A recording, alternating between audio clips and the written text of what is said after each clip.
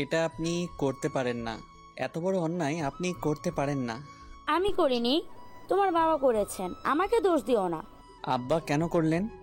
উনি কেন করলেন আমি কি করে বলবো? কলকাঠি তো আপনিই নাড়ছেন। বেয়াদবের মতো কথা বলবে না। এত সাহস কি করে হলো তোমার? অশ্রু ওর বাবার কাছে গেল। কোন আক্কেলে যে তার নাম অশ্রু রাখা হয়েছিল, জীবনটা অদৃশ্য নয়ন জলেই কেটে গেল। আব্বা এমন কাজ কি করে করলেন আপনি? ভুল কিছু তো করিনি। ঠিক করেছেন? আপনি নিশ্চিত?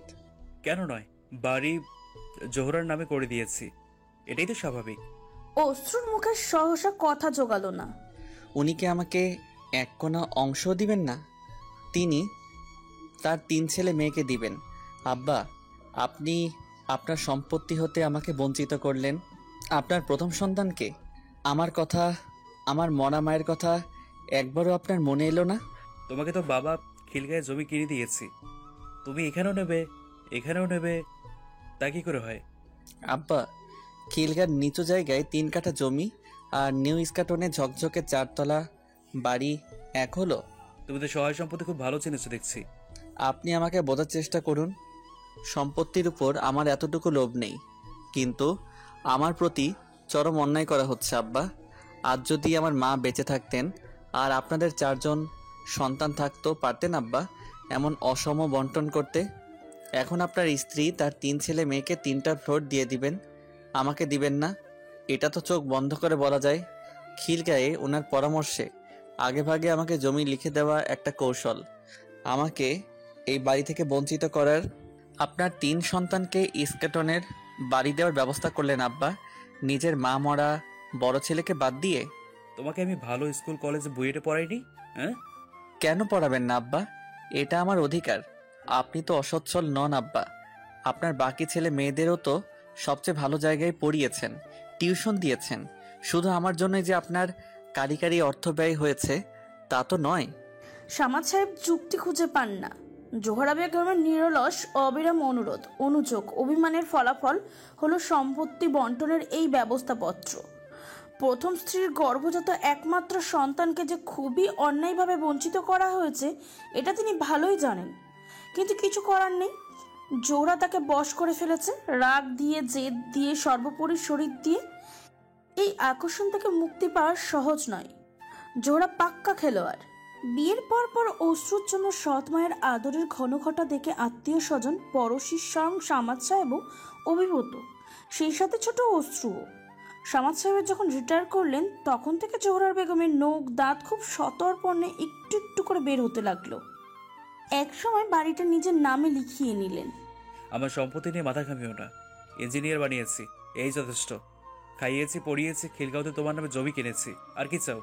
এবার নিজের ব্যবস্থা নিজে করো। জোহরার সাথে তোমার বউয়ের বনি বড় হচ্ছে না, তোমার সংসারও বড় হচ্ছে, তুমি আলাদা বাসা নাও। অশ্রু তার বউ আর ছেলে নিয়ে আলাদা হয়ে গেল। রাতে জোহরাকে তার বোন ফোন করে বলল, ওই ছেলে যদি মামলা করে? বোনটি জোহরার একান্ত উপদেষ্টা। জোহরা বাঁকা হেসে বললেন, ওই অপদার্থ এসবের মধ্যে যাবে না। আমার স্বামী আমার নামে বাড়ি লিখেছে, আমি আমার খুশি মতো যাকে খুশি তাকে দেব। এটাই তো তুই আর দুলাভাই থাকবি, একটা 2 মেয়ের নামে লিখে দিবি, 2টা পাবে সুমন। 3 ছেলে মেয়েকে সমান সমান দেব। আনিলার বরটাকে সুবিধার মনে হচ্ছে না, ওর জন্য মালিবাড়ি একটা জমি কিনেছি, তোকে বলা হয়নি। তোর দুলাভাইকে আপাতত কয়েকটা টিন সেটের বাড়ি তুলে দিতে বলেছি, ভাড়াটা আনিলার অ্যাকাউন্টেই যাবে। আমি বেঁচে থাকতে আমার কোনো ছেলে মেয়ের এতটুকু কষ্ট হতে দেব না। আনিলাকে বাড়তি জমি কিনে দিলে বাকি দুটো রাগ করবে না? ওদেরকেও পরে সময় মতো কিনে দেব, জমি কিনে ফেলে রাখলেও তো জ্বালা। দুলাভাই কামিয়েছে কত রে আপা? 2 বোন হা হা করে হাসতে থাকেন, একজন আত্মতৃপ্তিতে, অপরজন ঈর্ষায়। জোহরা বেগম রামপুরার দিকে 5 কাঠা জমি বায়না দিয়ে রেখেছেন নিজের নামে। অশ্রুর মায়ের অনেক গয়না তার কাছে রাখা ছিল ভবিষ্যতে অশ্রুর বউকে দেওয়ার জন্য, সেগুলো বিক্রি করে। ভাগ্য গয়নাগুলোর কথা যারা জানতো তারা কেউ আজ বেঁচে নেই, জোহরার বংশগত স্বামী ছাড়া। দিন চলে যায়, অশ্রুর বুকের ক্ষত কিছুতেই শুকায় না। বিমাতার সাথে শৈশবের অনেক মিশ্রী স্মৃতি রয়েছে। তারপরে যত দিন গেছে জোহরা বেগম ততই আত্মপ্রকাশ করেছেন। জোহরার কোলে প্রথম এলো অনিলা। ছোট বোনটাকে দারুণ ভালোবাসত অশ্রু। আদর করতে গেলে মা সরিয়ে দিতেন, বাবু এখন ঘুমাবে, বাবু খাবে, বাবুকে জ্বালাতন করো না ইত্যাদি। দাদি বেঁচে ছিলেন তখন, দাদির সামনে মায়ের উল্টো সুর, বাবু সোনা বোন ঘুমোচ্ছে, আমার কোলে এসে বসো, আরও অনেক মিষ্টি কথা। বোন বড় হয়ে অশ্রু বাবুকে দাদাভাই বলে ডাকবে। আমি মরে গেলে আমার অশ্রু বাবা তার ভাই বোনদের দেখে শুনে রাখবে। কত কি! দাদি ফুপুরা নিশ্চিন্ত না হলেও কিছু করার ছিল না। সামাদ সাহেব সংসারের কর্তা, তার উপরে বজরাগী। অশ্রুর নানা নানি বিয়েতে মেয়েকে অনেক গয়না দিয়েছিল। নানার বাড়ি ও দাদার বাড়ির মধ্যে দারুণ সম্পর্ক ছিল। কেমন করে যেন সেই সম্পর্ক ভাঙতে থাকলো। এই পরিণত বয়সে অশ্রু বুঝতে পারে সম্পর্ক ভাঙার পিছনে সামাদ সাহেব আর জোহরা বেগমের কূটকৌশল ছিল। অশ্রুর নানা মেয়ের মৃত্যুর 6 মাসের মাথায় চলে গেলেন। নানি অশ্রুকে নিয়ে নিজের কাছে রাখতে চেয়েছিলেন, বাবা দেননি। ধরা গলায় বলেছিলেন, সায়দার স্মৃতি আমার কাছ থেকে কেড়ে নিতে চান মা? আমি কি নিয়ে বাঁচব? নানি অভিভূত হতেন।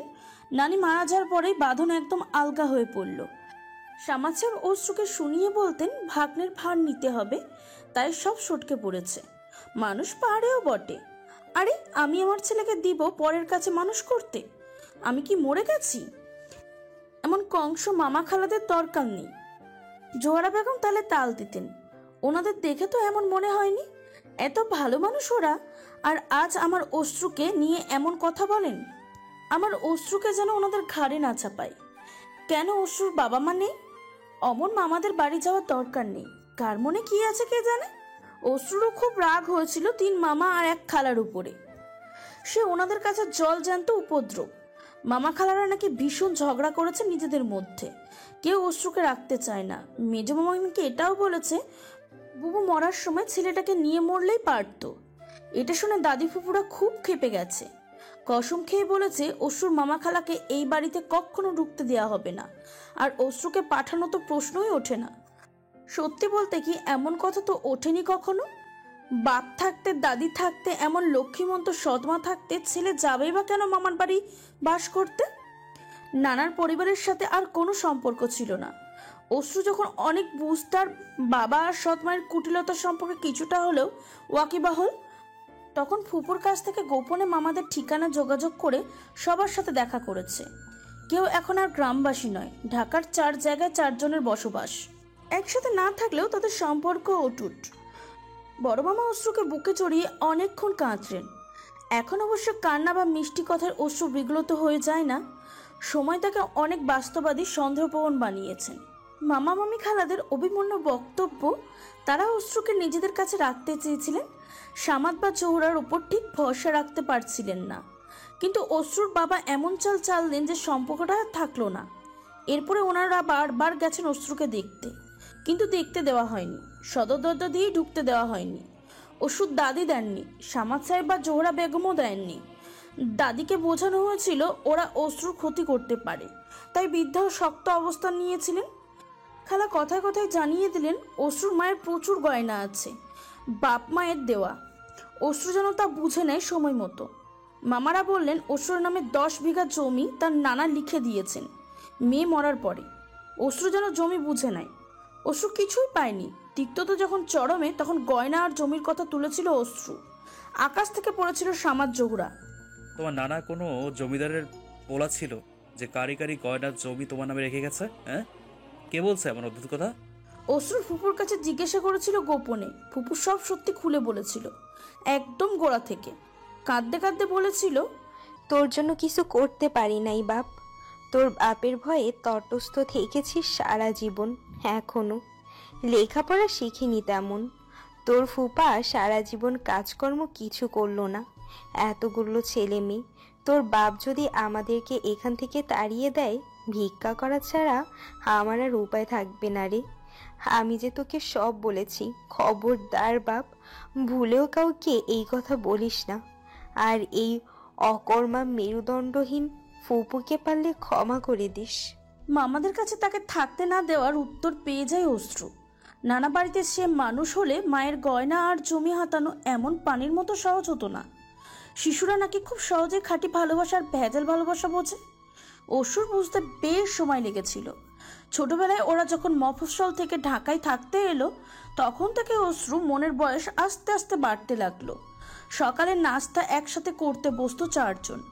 প্রথমে কয়েক বছর সামাদ সাহেব ছেলের পেটের দিকে সজাগ দৃষ্টি রাখতেন। ছেলের সম্পদ নিজের করে নিলেও ভালোবাসা তো ঠিকই ছিল। ভাবতেন জমি জমা নিয়ে তো কবরে যাবেন না, সবই তো সন্তানদের মধ্যে ভাগ করে দিবেন।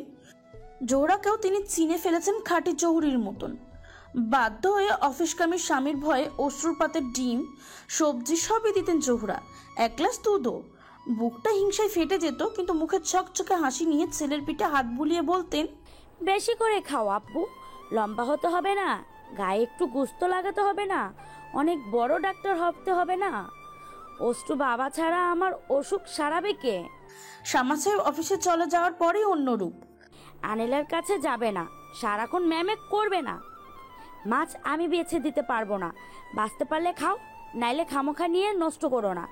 দুধ তুমি একাই খেয়ে ফেললে, অন্যরা খাবে কি? সকালে দুধ খাবে, সন্ধ্যায় মুড়ি। অসুর আব্বা বাসায় আসার পর হতে সম্পূর্ণ ভিন্ন ছবি। দুধ খেয়েছে কিনা জিজ্ঞাসা করলে অসুর আব্বাকে জোহরা বেগম নানা কথা বোঝাতেন। ছেলে দুধ খেতে চায় না, দুধের সমস্যা হয় মনে হয়, পেট ব্যথা করে, পাতলা পায়খানা হয়। তোমার বয়স সকালে খায়, তারপরে বাথরুমে দৌড়ায়। আমি কোনোদিন সুজি, কোনোদিন হালুয়া বানিয়ে দিই, তাই খায় সন্ধ্যায়। খাওয়া নিয়ে কথা, লজ্জায় অশ্রু খাওয়া নিয়ে একটাও কথা বলতো না। আব্বাকে বলতে পারতো না আমা মিথ্যা বলছে। সবচেয়ে কষ্ট হতো জোহরা যখন অনিলাকে সারাদিন ধরে আমার পুতুল সোনা, আমার জান, আমার কলিজা বলে আদর করতেন, আর অশ্রু গেলে ভ্রু কুচকে তাকাতেন। তারপরে আরিশা হলো, সুমন হলো, অশ্রু দুর্গতি বাড়তে লাগলো। আব্বার আদর আর মনোযোগও আগের মতো রইল না। আব্বা অফিস থেকে এসে সুমন আর আশিকা 2 কোলে নিতেন, চুমু দিতেন, তারপর অনিলাকে কোলে নিতেন। সবার শেষে অশ্রুকে জিজ্ঞাসা করতেন, লেখাপড়া কেমন হচ্ছে? আদরের অভাব দিন দিন প্রকট হয়ে উঠতে লাগলো। আব্বার নিষ্প্রিয়তা, আমার থমথমে মুখ, দাদির মৃত্যু, ফুপুর বিয়ে, নানা বাড়ি থেকে বিচ্ছিন্নতা, অশ্রু বড় অসহায় পড়ল। যন্ত্রণা শতাংশে বেড়ে যেত জোহরা বেগম বাপের বাড়ির লোকজন এলে। অনিলাদের 3 ভাই বোনকে নিয়ে আদিক্ষেতা আর অশ্রুর সাথে সারাক্ষণ কঠিন ব্যবহার ওর ছোট্ট বুকটাকে ঝাঁঝরা করে ফেলত। অনিলার বর আসিফ ভালোই ছিল, ইদানিং বেশ গন্ডগোল করছে। বেশি ঝামেলা করছে আসিফের বাপ মা ভাই বোন। অনিলার ননদ দোলার বিয়ের কথাবার্তা হচ্ছে। চট করে আসিফের মা বলে বসলেন, দোলার চিন্তা কি, বড়লোক ভাবি আছে না, ননদকে তো ঝুড়ি ভরে উপহার দেওয়ার কথা। অনিলা অবাক হয়ে তাকালো।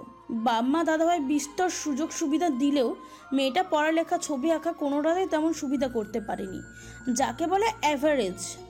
চেহারাও সাধারণ, তবে মনটা বড় সুন্দর। আসিফের খালতো ভাই আরিফ দাদা ভাইয়ের বন্ধু। দাদা ভাই আর আরিফ ভাইয়ের উদ্যোগে বিয়েটা হয়। অনিলা চাকরি ব্যবসা কিছুই করে না। ও দোলাকে রাশি রাশি উপহার দেবে কি করে? হ্যাঁ, নিজের গয়না কিছু দেবে, তা সে আগে ঠিক করে রেখেছিল। আর আসিফ বড় ভাই প্রাইভেট কোম্পানির ইঞ্জিনিয়ার, সে তো বোনকে দিবেই। শাশুড়িমা কি বলতে চাচ্ছেন?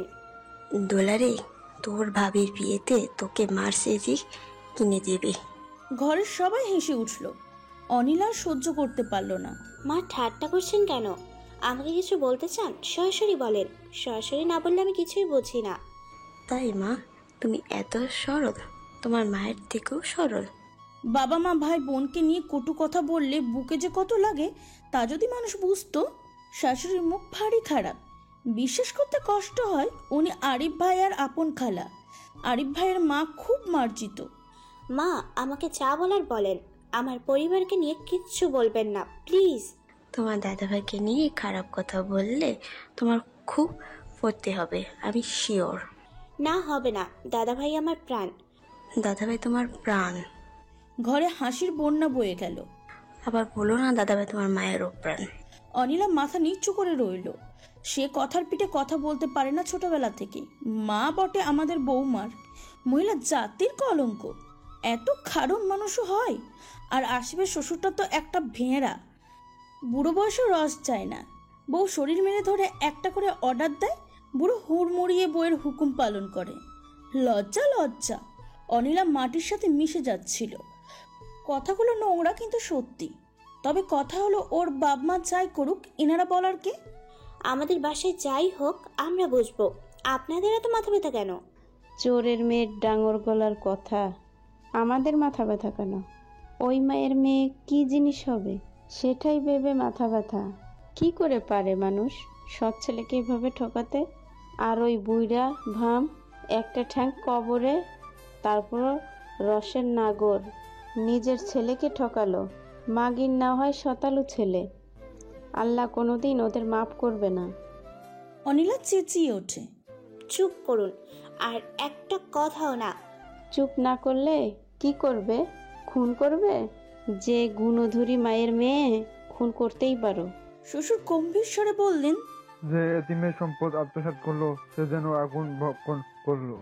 আমার কথা না, কোরআন শরীফের কথা। তোমার বাবা মায়ের সাথে সম্পর্ক রাখার এতটুকু ইচ্ছা আমাদের নেই। আমরাও যাব না, ওনারাও আসবেন না। দাদাভাই তার দুঃখের সাত কারণ কাউকে বলেনি, এটা অনিলা ভালোভাবেই জানে। সামাদ সাহেবের চাচাতো ভাই ইঞ্জিনিয়ার, উনি জানিয়েছেন আরিফ ভাইকে, আর আরিফ ভাই তার বাড়ির লোককে। নিজের ঘরে যে অনিলা নিঃশব্দে কাঁদতে থাকলো। বাবা মায়ের কাজকর্ম সে প্রচণ্ড ঘৃণা করে, কিন্তু বাবা মাকে নয়। আর দাদাভাই তার জান, একথা কেউ বিশ্বাস করবে না। দাদাভাই তাকে কোলে নিয়ে ঘুরে বেড়াতো, ট্রাইসাইকেলের পিছনের সিটে তাকে বসিয়ে দাদাভাই সাইকেল চালাতো, নিজের জমানো পয়সা দিয়ে ওকে চকলেট কিনে দিত। অনিলার জ্বর হলে অশ্রু সারাক্ষণ বোনের মাথার কাছে বসে থাকতো, ছোট ছোট হাতে কপালে জলপট্টি দিয়ে দিত। আরও কত স্মৃতি।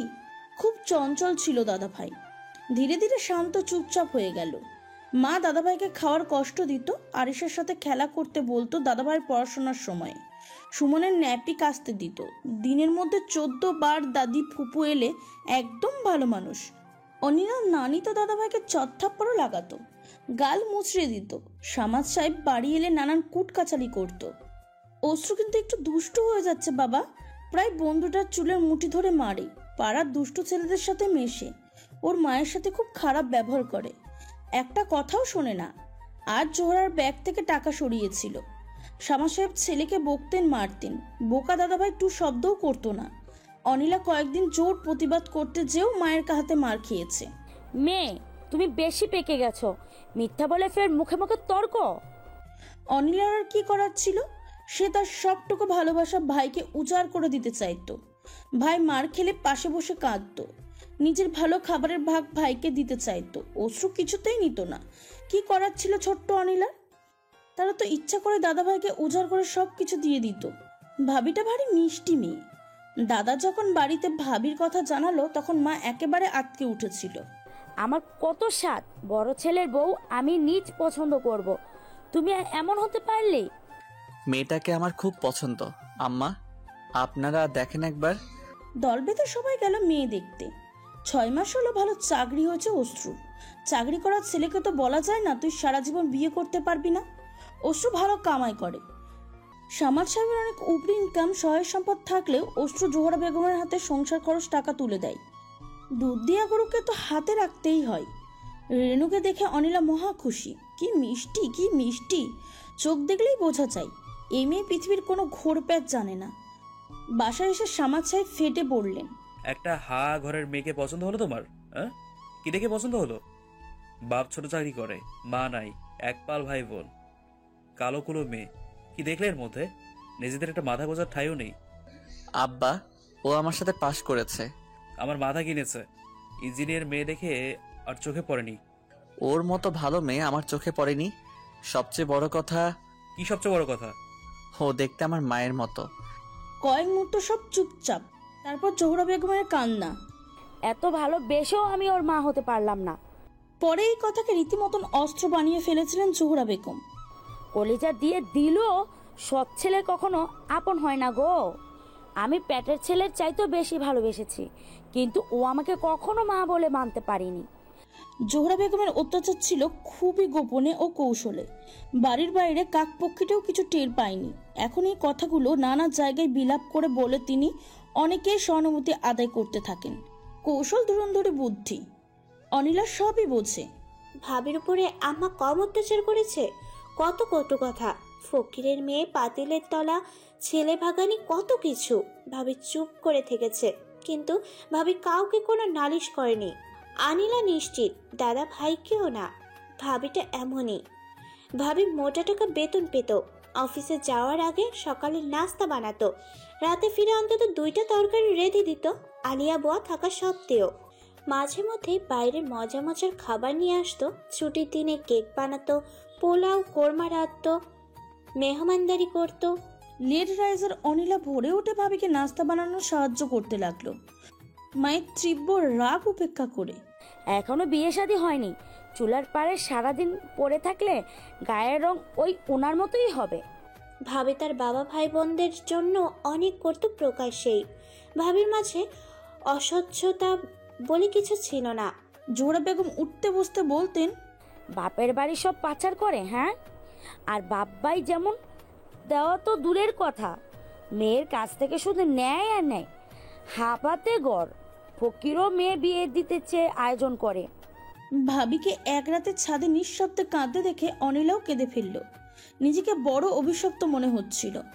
এমন ফাটা কপাল যে নোংরা মহিলা তার মা, মেরুদিনটি হল লোভী মানুষ তার বাবা, নানির সাক্ষাৎ ডাইনি বুড়ি। ভাবিকে জড়িয়ে ধরে সে মায়ের বিরুদ্ধে কথা বলতে গেল। ভাবি তাকে থামিয়ে দিল। না শোনা, কারণ আমি মন্দ বলতে নেই, সময় সব ঠিক করে দিবে। জোহরা বেগম এলাহি আয়োজন করেছে, পোলাও, রোস্ট, কাবাব। রেজালা, সুমন আর আরিশা এসব খাবার খুব পছন্দ করে। অনিলা আসবে আজ, ওর পছন্দের খাবারও বাদ যায়নি। ভাত, শুটকি ভর্তা, নানা পদের সবজি, ছোট মাছের চচ্চড়ি, মুরগির ঝোল, মুগের ডাল। টেবিল জুড়ে সবাই খেতে বসেছে। জোহরা সায়নকে মুখে তুলে খাইয়ে দিচ্ছেন। সায়নের বয়স 5 বছর, অনিলার একমাত্র ছেলে। জোহরা বেগমের 7 রাজার ধন। জোহরা অবশিষ্ট গলায় বললেন, সবাই যখন একসাথে খেতে বসিস বেহেস্তি সুখ পায়। সবাই তো একসাথে নেই, তিনজন বাদ, দাদা ভাই, ভাবি, বাবু। জোহরা কিছু বললেন না, কুৎসিত ভাবে মুখ বাঁকালেন।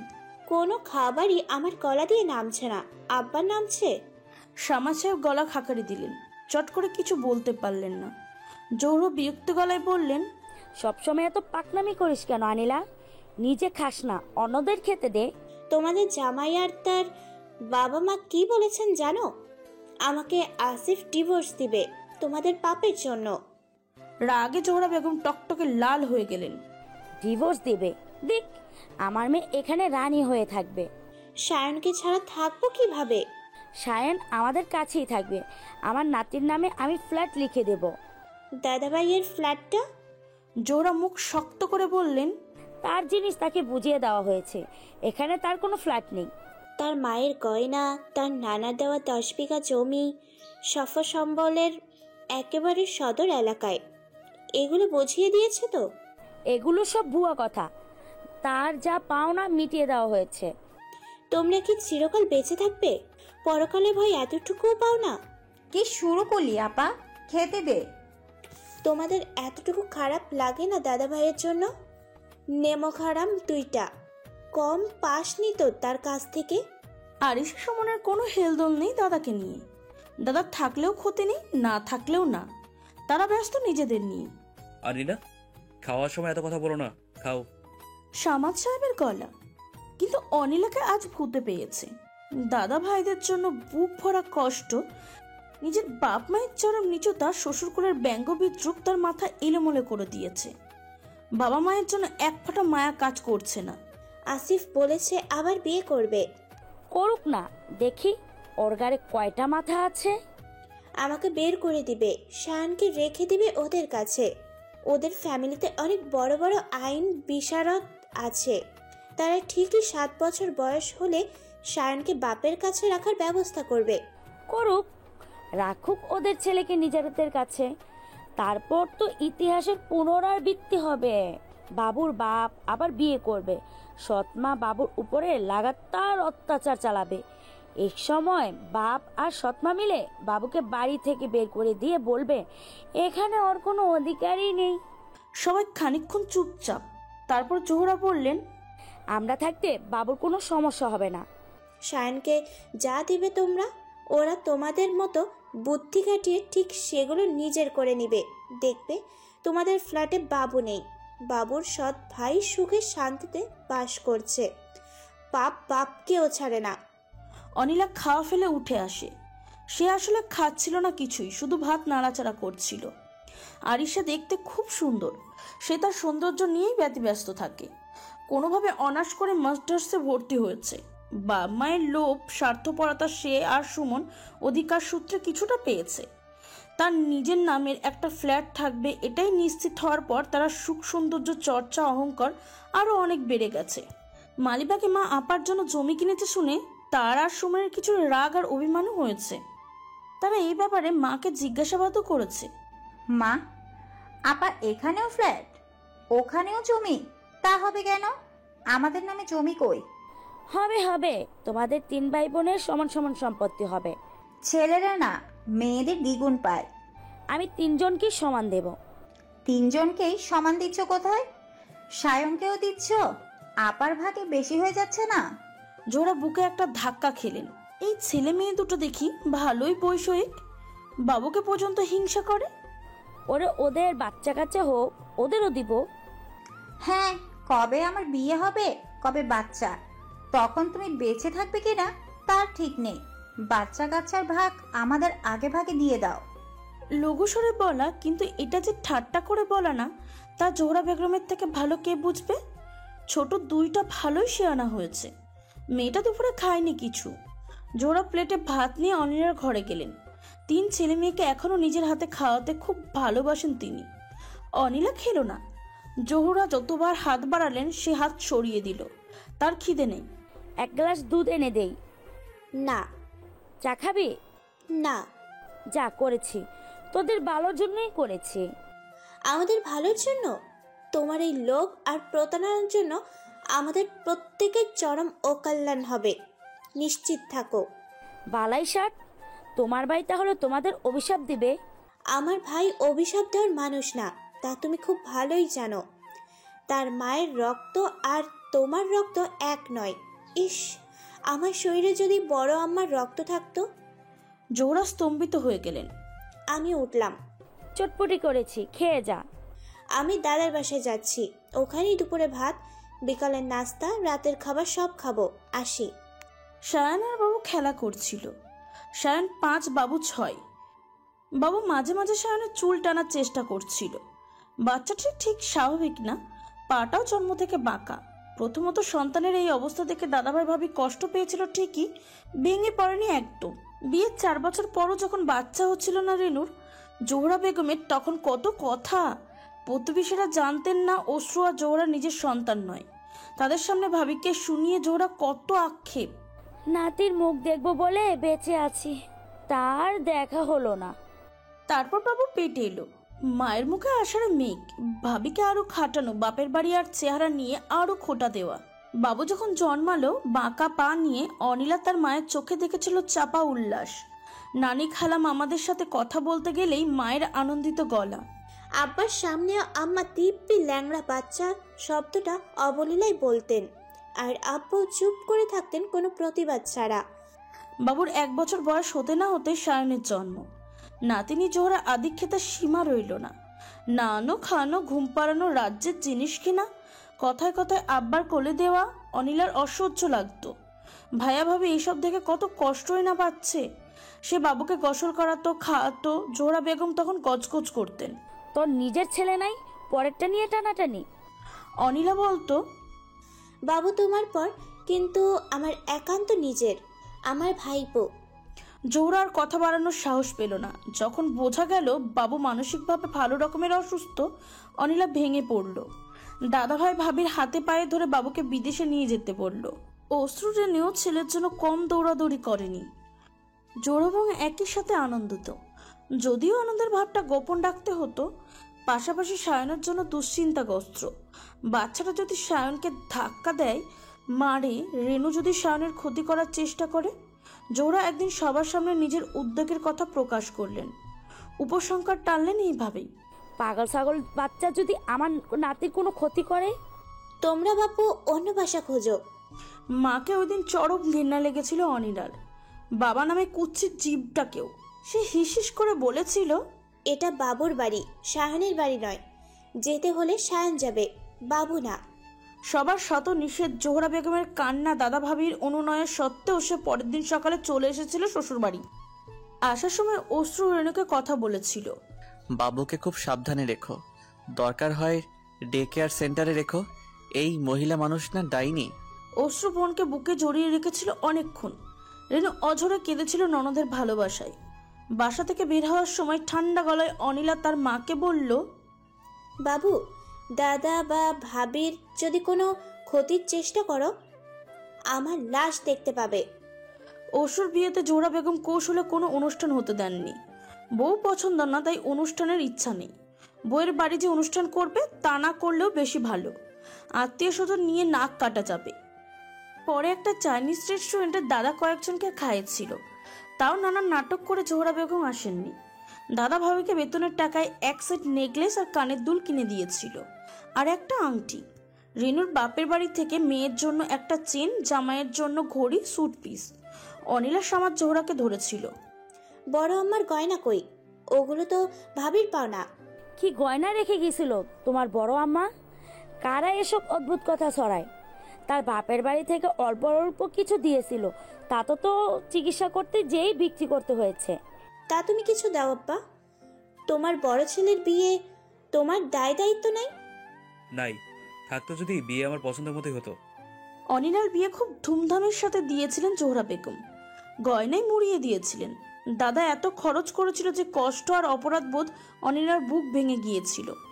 বিয়ের কয়েকদিন পর সে স্বামীর অনুমতি নিয়ে আসিফের দেওয়া 6টি চুড়ি ভাবিকে দেওয়ার জন্য, সাথে একটা লম্বা চেন।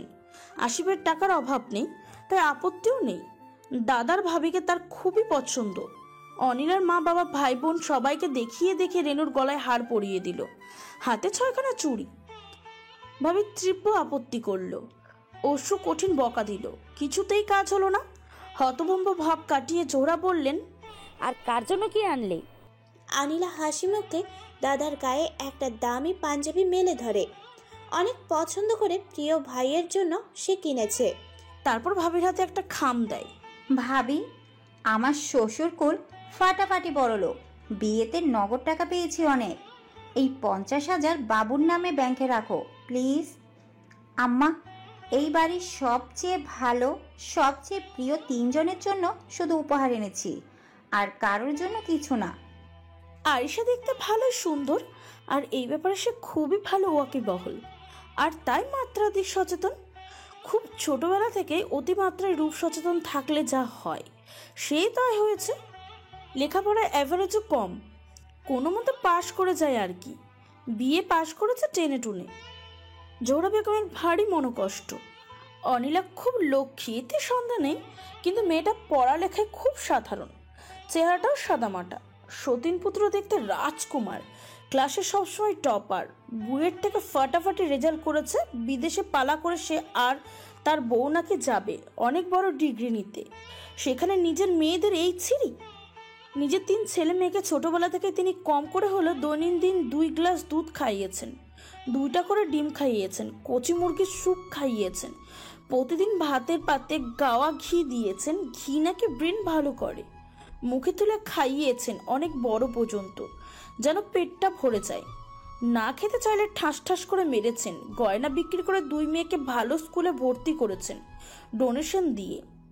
ভালো ভালো টিচারের কাছে দিনমান রিক্সা নিয়ে ছুটে বেরিয়েছেন। কোচিং করানোর জন্য কিছুতেই কিছু হলো না। মেয়ে দুটো লেখাপড়া একদমই সুবিধার না। ছোটবেলা থেকে শুনে শুনে আরিশা নিজেকে মহা সুন্দর মনে করে। নিত্য নতুন জামা কাপড়, জুতা, লিপস্টিক, নেল পলিশ, পারফিউম, ঘড়ি, ব্যাগ, মেকআপের বক্সের যোগান দিতে দিতে জোহরা বেগমের নাভিশ্বাস অবস্থা। মহারানীর আবার ব্যান্ড ছাড়া চলবে না। অনিলার হাতে ভালোই টাকা পয়সা থাকে, মেয়েটা ভাই বোনদের দেয় না ঈদ পার্বণ ছাড়া। তার বক্তব্য, এই বয়সী ছাত্রছাত্রী টিউশন করে নিজের পড়াশোনার খরচা চালায়, আরিশা সুমনকে তাই করতে হবে। অশ্রুর কাছ থেকে ছোট 2 ছেলে মেয়ের জন্য নিয়মিত ভালো টাকা আদায় করেছেন জোহরা, কিন্তু এখন তো ওরা এখানে থাকে না, আসেও না। 2 মেয়ে বিদ্যার হাল দেখে সুমনের জন্য জান দিয়ে চেষ্টা করেছেন জোহরা বেগম। আল্লাহর রহমতে এই ছেলের ব্রেন ভালো। নিজের আর অন্তত 6 জন টিউটরের সাধ্য সাধনায় ছেলে সব পরীক্ষায় দুর্দান্ত রেজাল্ট করেছে। সেও দাদাভাইয়ের মতন ভর্তি হয়েছে বুয়েটে। জোহরা বেগম সারাক্ষণ কানের কাছে পিনপিন করেন, ও ছেলের থেকে তোকে ভালো করতে হবে। ওই ছেলে মানে সুমন বলে, পাশ করে কিন্তু আম্মা আমি সাথে সাথে বিদেশ চলে যাব। বাংলাদেশে থাকবো না, অ্যাবিস করব, পিএইচডি করব। অবশ্যই করবি বাপ, এই দিন দেখার জন্যই তো আমি বেঁচে আছি। অনেক অনেক খরচ, টাকা পাবো কই? ওই ছেলে যাবে কি করে? ওর বউ বাপে আদিক্ষেতা তো খিলকাতে জমি কিনে দিয়েছে, ওইটা তো বেচে দিয়েছে নাকি হারামজাদা? কি সর্বনাশ! এই বাড়িতে তোমার অজান্তে কিছু হয় না, আমি তো স্বপ্নেও ভাবতে পারছি না। দাদা জমিটা নিবে না, আব্বাকে ফেরত দিয়েছে। তোর বাপের এত বড় সাহস, আমাকে বলেনি? ভালো লাগার বদলে জোহরা বেগম বেশ অপমান বোধ করেন। 2 পয়সার ছেলে জমি ফেরত দিয়ে দিল, তেজ কত! আম্মা, বিদেশেও আমি কষ্ট করতে পারবো না, দেশ থেকে টাকা পাঠাতে হবে। পাঠাবো, আমার টাকা পয়সা কার জন্য? তোর জন্যই তো। আরেকটা কথা আম্মা, দাদা ভাইয়ের সাথে ওনার মামা খালাদের ভাব হয়েছে। ছোট মামা এআইজি, বেশি তেড়িবেড়ি করলে সমস্যা পড়তে পারো। বড় মামা বড় ব্যবসায়ী, মেজো মামা কলেজের প্রফেসর, মামিও ছোট মামা পুলিশের এত বড় অফিসার, মামি ডাক্তার, খালা কলেজে পড়ান, খালু ডিআইজি, বড় মামিও একটা স্কুলে পড়ান। ওনারা কিন্তু অনেক অ্যাকশন নিতে গিয়েছিলেন, দাদার জন্য পারেননি। না হলে তোমাকে আর আব্বাকে গারুদের পিছনে থাকতে হতো কয়েক বছর। দাদা ভাবি বাবুর পিছনে আর লেগো না। বাড়ি থেকে তাড়িয়েছ, তার মাল সামাল ভোগ করেছ, বিস্তর জ্বালিয়েছ, আর ওদের খাটিও না। পিতৃত্বের জানেন, তাও স্মরণ করিয়ে দিও। সুমন হাসি মুখে কি অভদ্রভাবেই না কথাগুলো বলল। অনিলা আর সুমনকে ঘৃণা করে বাপ মাকে, আর অশ্রু মামা খালাদের এই হাল। বিয়াদবি করলেও সুমন সাবধান করে দিয়ে ভালোই কাজ করেছে। তুই কি ওদের বাড়ি যাস? ওই ওর মামা খালায় বাসায় 2-3 বার গেছিলাম, অসম্ভব ভালো। যাওয়া লাগবে না, কি না কি ক্ষতি করবে। যাস না ওদের বাড়ি, আর নীলাকেও না করবি, নইলে কোনো বড় ক্ষতি করে দেবে বললাম আমি। আম্মা জান, আপনার বাবার বাড়ি আর বড় আম্মার বাড়ির লোকদের মধ্যে আকাশ পাতাল তফাৎ। জোহরা বেগম হতভম্ব হয়ে বসে থাকেন। রাতে সমাজ সাহেবকে সব বলার পর তিনি বলেন, আমি একা অত্যাচার করি, তুমি সাধু? আমি ভণ্ড, আমি অত্যাচারী, তবে তোমার মতো না। তোমার মিথ্যে কথা, ভণ্ডামি, তোমার মা বোন ভাইদের অনর্গল মিথ্যা বুঝতে পারলেও আমি না বোঝার ভান করেছি সংসারের শান্তির জন্য, তোমার ছলা কলায় মজে থাকার জন্য। পরের দিন বিকালে আরিশা ওর মাকে এসে বলল, মা, তোমার একটা কাঞ্চিপুরম শাড়ি আছে না, ওটা একটু পরবো। বিকেলে খুকুর বাড়িতে যাব, সন্ধ্যায় নানুর বাড়িতে যেয়ে রাত 8টার মধ্যে চলে আসব। ঠিক আছে, শাড়ি বের করে দিচ্ছি। আমি বের করে নিচ্ছি। ভালো কথা, আপা ফোন করেছিল, তোমার মোবাইলে পাইনি, একটু পরেই আসবে। সায়ন নাকি নানু নানু করছে, সে নাকি নানুর হাতে কাস্টার্ড খাবে। আপাও বলেছে রাতে খেয়ে যাবে। জোহরা বেগম আল্লাহাতে আটখানা হয়ে গেলেন। আগে বলবি না বোকা, আমি রান্নাঘরে যাই, সকাল সকাল ফিরিস, একসাথে 3 ভাই বোন খাবে। সন্ধ্যা 7টায় আনিলা ফোন করে জোহরা বেগমকে বললেন, কি রে মা, এত দেরি করে উঠছিস কেন? খাবার সব রেডি। অনিলা আকাশ থেকে পড়ল। জোহরা বেগম পরিমরি করে আলমারি খুললেন, নেই, তার 3 বক্স গয়না নেই, 20 ভরি তো হবেই, 40,000 নগদ টাকা নেই, 10-12টা ভালো শাড়ি নেই, শামাজ সাহেব দামি ক্যামেরা নেই, সবচেয়ে বড় কথা আরিশার কোনো পাত্তা নেই। জোহরা বেগম জ্ঞান হারাতে যেও হারালেন না। মাথা ঠান্ডা রাখতে হবে, খুব ঠান্ডা। এমনিতে তার পরিবারের চরম দুর্নাম, তার মধ্যে যদি এই ঘটনা জানাজানি হয়, পৃথিবীর কারোর সামনে আর মুখ দেখানো লাগবে না। জোহরার বাবা বিশ্ববিদ্যালয়ের শিক্ষক ছিলেন, খুবই খ্যাতি ছিল তার, তবে কুখ্যাতি। স্ত্রী ছিলেন একদম বিপরীত, অভিজাত ভদ্র ব্যক্তি সম্পূর্ণ। বাসার কাজকর্মের সাহায্যের জন্য তিনি নিজের দাদার বাড়ি থেকে একজন গরিব মেয়েকে নিয়ে আসেন। 20-22 বছর বয়স, মহা সুন্দরী। মেয়েটা না এনে উপায় ছিল না, কারণ ছোট ছোট 2 সন্তানকে নিয়ে পিএইচডির কাজ, রান্না বাড়া তিনি এক হাতে সামলাতে পারছিলেন না। এরই মধ্যে হলো জন্ডিস। মাসখানিক ভুগে এত দুর্বল হয়ে পড়লেন, সে বাসার মহিলা সহকারে আনতে বাধ্য হলেন। স্বামীর অনেক দুর্নাম তার কানে এসেছে, কিন্তু চাক্ষুষ প্রমাণ না থাকায় এগুলো নিয়ে নাড়াঘাটা করার রুচি তার হয়নি। মেয়েটার নাম সায়রা। স্বামী যখন স্বামীকে একদিন অধ্যাপক সাহেরার সাথে চরম আপত্তিকর অবস্থায় দেখে ফেললেন, তখন মেয়েটি অলরেডি 3 মাসের অন্তঃসত্ত্বা। অধ্যাপক সাহেব সেই অনাগত শিশুর বাবা। স্বামী ওই দিনই বাড়ি ছেড়ে চিরদিনের জন্য বের হয়ে গেছিলেন 2 বাচ্চাকে নিয়ে, ডিভোর্স দিয়েছিলেন। আর প্রফেসর সাহেব কাজের মেয়েটিকে বিয়ে করার সামান্য ইচ্ছা না থাকলেও প্রাণ ভয়ে বাধ্য হয়েছিল, কারণ সায়রার বাপ্পাই এসে তার গলার বটি ধরেছিলেন। সেই সায়রা খাতুনই জোহরা বেগমের মা। জোহরাদের 4 ভাই বোনকেই তাদের দাদার বাড়ি কখনোই মেনে নেয়নি। প্রফেসরকে তারা ত্যায্য পুত্র করেছিল। বাবার কুকুরতে সবাই জানতো। ক্যাম্পাসের লোকজন জোহরাদের দেখলেই কানাঘুষি শুরু করতো। লুচ্চাটার বাচ্চা এর মায়ের কাজের ভীতি ছিল, এখন প্রফেসরের বউ হয়ে ডাক দেখো। এইসব কথা শুনতে শুনতে বড় হয়েছেন জোহরারা 4 ভাই বোন। যুগের পর যুগ কেটে গেছে, কিন্তু তাদের নিয়ে রসায়নক আলোচনা বন্ধ হয়নি। শামা সাহেব টিভি দেখছেন, জোহরা বেগম স্বামীকেও জানালেন না। ফোন করলেন আরিশার বন্ধু তরিকে। জোহরা বেগম বলতে তার 3 ছেলে মেয়ের বন্ধু বান্ধবী অজ্ঞান। এত ভালো মানুষ হয়? আব্বু আম্মু মামনি ছাড়া কথা নেই। কথায় কথায় দাওয়াত দিয়ে খাওয়ানো, তাদের বাড়ি বেড়াতে যাওয়া, ছেলে মেয়েদের বন্ধুদের মাদের সাথে ঘনিষ্ঠতা, প্রায় সেই ভাবিদের শাড়ি উপহার দেওয়া, তাদের বাড়িতে নিজের বানানো আচার জেলি উপহার পাঠানো। অনিলা আর ঈশা সুমনের বন্ধুরা আন্টি বলতে অজ্ঞান। এহেন স্নেহশীলা জোহরা একদিন দারুণ পিটিয়েছিলেন অনিলাকে ক্লাস 8-এ পড়ার সময়। অনিলার অপরাধ, সে তার কয়েকজন বন্ধুকে আতিক স্যারের গোপন নোট বিলি করেছিল মায়ের নিষেধ সত্ত্বেও। জোহরা চাপে পড়ে 3 জনকেই সব সাবজেক্ট সবচেয়ে নামকরা টিচারদের কাছে প্রাইভেট পড়তে হতো। ছেলেমেয়েদের মা পই পই করে বলে দিয়েছিলেন একটা নোটও যেন অন্য বন্ধুদের কাছে না চাই। স্যার আপাদের জোহরা বেগম নিয়মিত সম্মানী দিয়ে আসতেন। বেতনও তো আছেই, সাথে শার্ট শাড়ি, ঘরে বানানো রসগোল্লা, হালুয়া, এমনকি বড় হটপট বোঝাই করা বিরিয়ানি, ইলিশ পোলাও, আচার জেলি তো মামুলি ব্যাপার। আপা, ওই দিন মার্কেটে ঘুরতে ঘুরতে এই শালটা চোখে পড়লো। মনে হলো এটা আপনাকে ছাড়া আর কাউকেই মানাবে না। না করতে পারবেন না কিন্তু আপা। এক বোন আরেক বোনকে ভালোবেসে দিচ্ছে, এখানে স্বার্থে কোনো ব্যাপার নেই। স্যার, শুনলাম আজ আপনার জন্মদিন। আমার ছেলেমেয়েরা আপনার ভারী ভক্ত। শার্টটা ওদের দেওয়া উপহার। আমিও শিক্ষকের মেয়ে, উপহারটা নিয়ে না নিলে খুব কষ্ট পাবো। আসল উদ্দেশ্য ছেলেমেয়েগুলো যেন সবচেয়ে ভালো নোটস পায়। বাচ্চাদের মুখস্থ করিয়ে দিয়েছিলেন কোনোভাবে তারা যেন গোপন নোটগুলো কথা কাউকে না বলে। সেখানে বোকা মেয়েটা বন্ধুদের বললই, জানিস স্যার ম্যাডামরা আমাকে আলাদা নোট দেয়। সেই সাথে অকাতের বন্ধুদের হাতে সব তুলেও দিল। তাড়াতাড়ি তুলে নিস, তারপরে ফেরত দিস। যা পাবো তোকেও দিব। খবরটা কানে পৌঁছলো জোহরা বেগমের, টিচারদের মাধ্যমেই। আচ্ছা, এমন মার মেরেছিল অনিলাকে, সাথে কুৎসিত গালি। অনিলা খুব অবাক হয়েছিল। তুমি না আমার বন্ধুদের খুব ভালোবাসো, তাহলে ওরা নোট পেলে তোমার তো খুশি হওয়ার কথা। রাগ করছো কেন তাহলে? আমার কাজ নেই দুনিয়ার সব পোলাপানকে ভালোবাসবো? তাহলে তুমি যে ওদের সোনা ময়না বলো, মুখে তুলে খাওয়াও, পোলাও রোস্ট রান্না করো, ওরা আসলে ওদের জন্য নাকি নামাজ পড়ে দোয়া করো।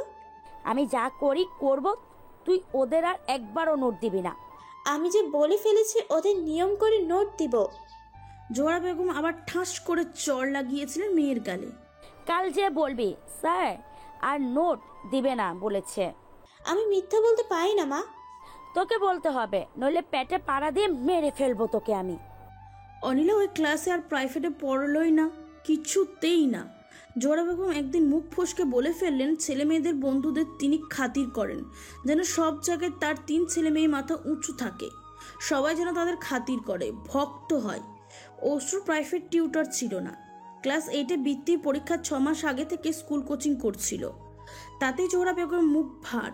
ক্লাস 9-এ বেচারা বহু সংকোচে বাবার কাছে টিউটরের কথা বলেছিল। সামাদ সাহেব মুখ খোলার আগেই জোহরা বেগম তরবর করে উঠেছিলেন। শেষ পর্যন্ত অঙ্ক আর বিজ্ঞান পড়তো অশ্রু এক স্যারের কোচিংয়ে যেয়ে, তাও ক্লাস 10 থেকে।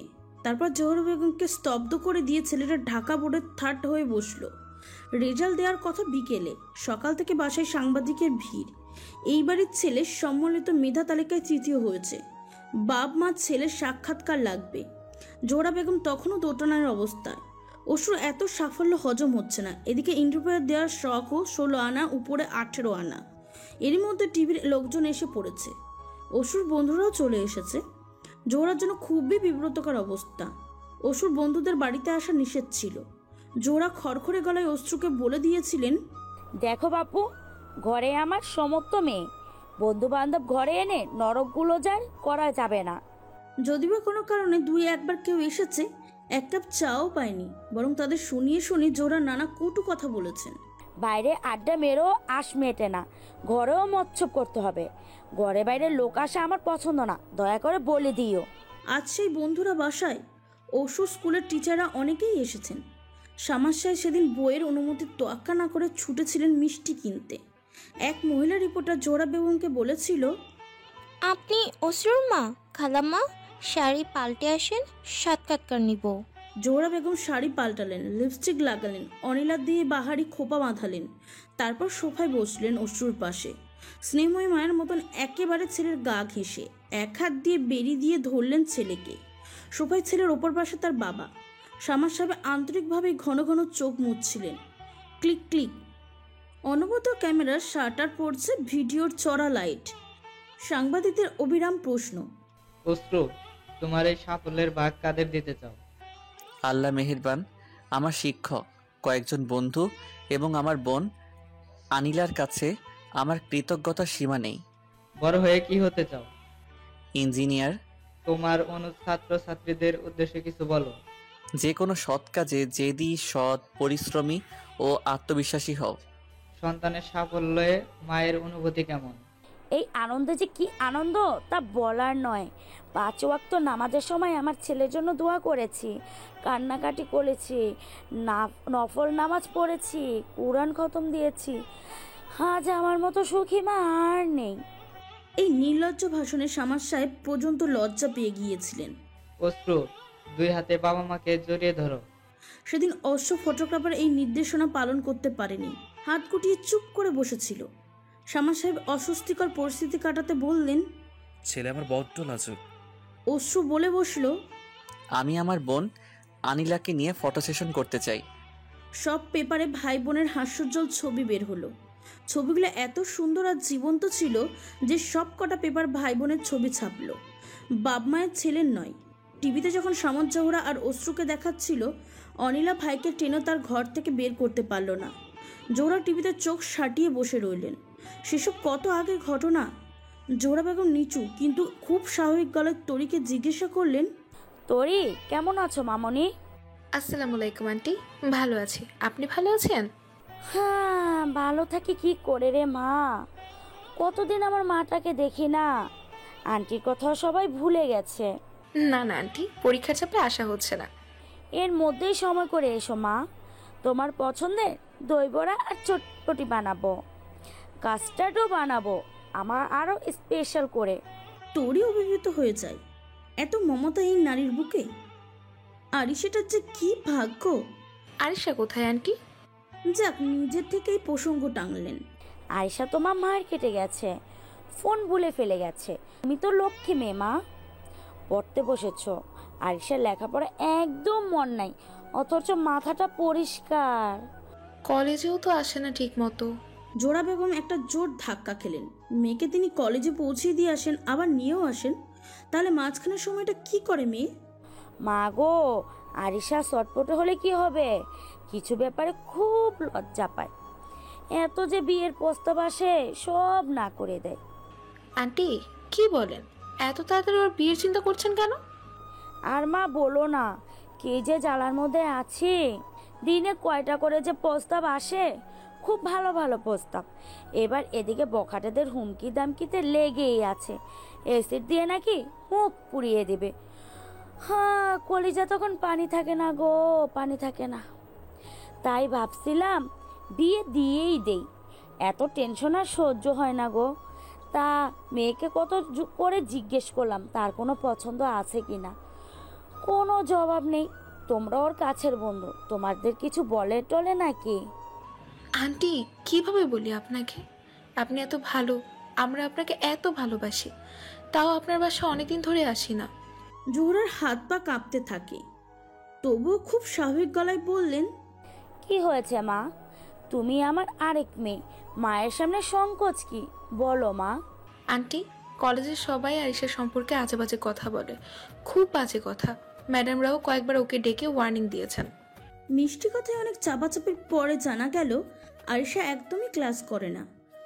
2-3 দিন পর পর বয়ফ্রেন্ড পাল্টায়।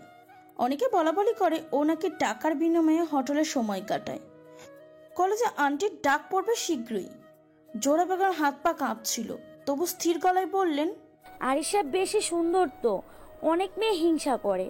বিয়ের দুশ্চিন্তায় মাস্তানদের ভয়ে মেয়ের মন খারাপ থাকে, বাসায় চলে আসে। নইলে অশ্রু আনিলার বাসায় যায়, কখনো মামা খালার বাসায় যায়। মানুষের মন এত ছোট। কালকেই আমি টিচারের সাথে কথা বলবো। ফোন রেখে জোহরা বেগম ভাবতে বসলেন। কোনো ভুল সিদ্ধান্ত নেওয়া যাবে না, অন্তত এই রাতটা অপেক্ষা করতে হবে। তারপরে বা তার আগে কার পক্ষেও যেন কিছু না জানতে পারে। সামাদ সাহেব বা আনিলাকে জানাও জানা পাবে না। কাল কলেজে যেতে হবে, টিচারদের যাই হোক কিছু বোঝাতে হবে। কিন্তু কি বোঝানো যায়? আপনার মেয়ে দিনের পর দিন ক্লাস করে না, আমরা তাকে পরীক্ষা দিতে পারমিট করব না। আমার মেয়ে যে পরিস্থিতিতে আছে তাতেও বেঁচে থাকলেই আমি খুশি। পরীক্ষা তো দূরের কথা, আমি অল্প কটা কথা বলে চলে যাব ম্যাডাম। আমার সোনা টুকরো মেয়ে এ নিয়ে 2 বার আত্মহত্যার চেষ্টা করেছে। সারাক্ষণ চোখে চোখে রাখতে হয়। সাদেক গ্যাংয়ের নাম শুনেছেন? সেই সাদেক আমার মেয়ের বিয়ে করার জন্য পাগল হয়ে এসেছে। 1 মাস সময় দিয়েছে আমাকে ভাবার জন্য।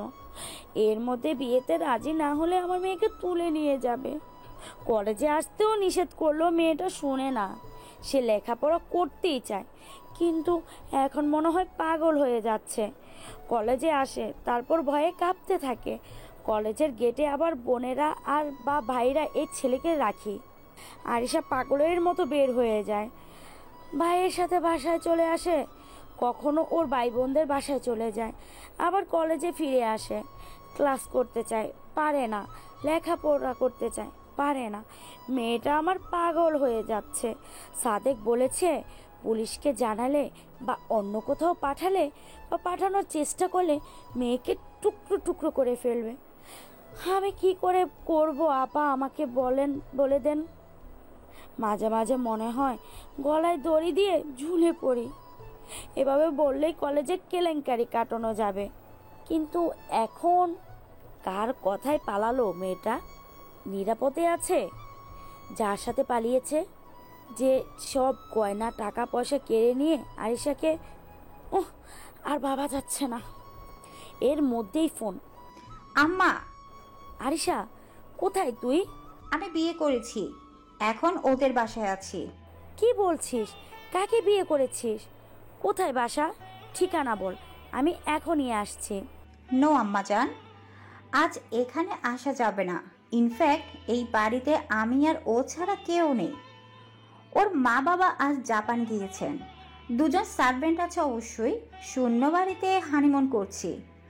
আমাকে কেন বললি না? আমি নিজে বিয়ের ব্যবস্থা করতাম। ও নিষেধ করেছিল।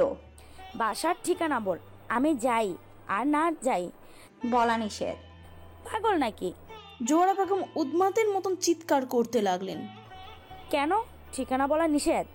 এত লুকোচুরি কিসের? ওই বদমাস যদি টাকা গয়না সব কেড়ে কুড়ে তোকে খুন করে ঘুম করে ফেলে, তাহলে এত গোপনীয়তা কিসের? তা তোর মোটা মাথায় ঢুকছে না? হাসালে আম্মা, আমি যে গয়নাগাটি এনেছি ওদের কাজের লোকেও এর চেয়ে বেশি আছে। জোহরা বেগম চিবিয়ে চিবিয়ে বললেন, তাই? তাহলে তোকে ওগুলো নিয়ে যেতে বললো কেন? বাসায় নর্মালভাবে প্রস্তাব পাঠালো না কেন? উপাস চুপচাপ। তারপর প্রায় ফিসফিস করে আরিশার নাম পরিচয় দিল। বাহার, সেমন বাগিচা, 1 নম্বর বাড়ি। জোহরা বেগম মনস্থির করতে পারছেন না কাকে সাথে নেবেন, কে সবচেয়ে নির্ভরযোগ্য হবে, কে বুদ্ধিমত্তার সাথে পরিস্থিতি সামাল দিতে পারবে। কাউকে না জানিয়ে তিনি একাই সেগুন বাগিচা যেতে চেয়েছিলেন। কেলেঙ্কারির 5 কান করতে চাননি, কিন্তু সাহসে কোলায়নি। যদি ছেলেটা বড় ধরনের সন্ত্রাসী হয়, গুন্ডা পান্ডা হয়, তাহলে মা মেয়েকে গুম করে ফেলতে পারে। স্বামীকে নিতে চান না। ঘুষ খাওয়া আর বড় ছেলের ভাগে জমি গয়না মেরে দিতে জোহরাকে সাহায্য করা ছাড়া আর কোনো সাহসী কাজ তিনি সামাদ সাহেবকে করতে দেখেননি। এমন ভেড়াকে নেওয়া মানেই হয় না। একজন আছে অনিলা, কিন্তু পরে যদি 2 মেয়ে চরম বিপদের মধ্যে পড়ে, তার বিপদ নিয়ে তিনি ভয় পাচ্ছেন না, বড় জামাইকে নিয়ে যাবে না। বেটা বদ এমনিতেই অনিলাকে খোটার উপরে রাখে, আর এই ঘটনা জানলে বদটা ফাজিলের সীমা থাকবে না। বাপ-মা 14 গোষ্ঠীকে জানাবে আর সবাই মিলে মজার উঠবে। সুমন ছোট, সেই সাথে স্বার্থপরও প্রচণ্ড। বোন বাঁচবে না মরবে এটা নিয়ে খুব একটা মাথা ব্যথা হবে না, এই সত্যটা জোহরা ভালোই জানেন। স্বার্থপর কুচুটে তার সবকটা ভাই বোন, এমনকি মাও, সুতরাং তারাও বাদ। তাহলে কাকে সাথে নিবেন? একটাই নাম প্রথম থেকে এখন পর্যন্ত মস্তিষ্কে ঘোরাঘুরি করছে। একটা শান্ত নরম কিন্তু ধীর মুখের ছবি থেকে থেকে মনের মধ্যে ভেসে উঠছে। কিন্তু কোন মুখে তার কাছে যাবেন? তিনি জানেন অশ্রু তার কথা শুনবে, আরিশাকে উদ্ধারের সব চেষ্টা চালাবে। এই লজ্জাজনক ঘটনা সে কাউকে জানাবে না, এমনকি বউকেও না। তবু বাধো বাধো লাগছে। অশ্রু তার বউ বাচ্চার সাথে তিনি চরম অন্যায় করেছেন, তাতে এতটুকু অনুশোচনা নেই জোহরা বেগমের। কিন্তু তার অন্যরকম লজ্জা লাগছে, হেরে যাওয়ার লজ্জা। সতীনপুত্র বিদ্যান, রূপবান, গুণবান, দয়াবান আর এতরও আদর ভালোবাসা দিয়ে বড় করার পরও তার পেটের গুলো এক একটা অপদার্থ, লোভী, নির্লজ্জ। অনিলা অন্যরকম, কিন্তু না রূপবতী না লেখাপড়া মাথা আছে। জীবনে অনেক খেলা খেলেছেন, নিজেকে পাকা খেলোয়াড়ই প্রমাণ করেছেন। কিন্তু আজ জোহরার মনে হচ্ছে তিনি পরাজিত, বিশ্রীভাবে পরাজিত, অশ্রু আর তার মৃত মায়ের কাছে। হ্যালো, আমি। আসসালামু আলাইকুম, কেমন আছেন? আর থাকা, তুমি আমার মেয়ের একটা জায়গা দিতে পারবে? এই এখনই। পারবো। কোথায়?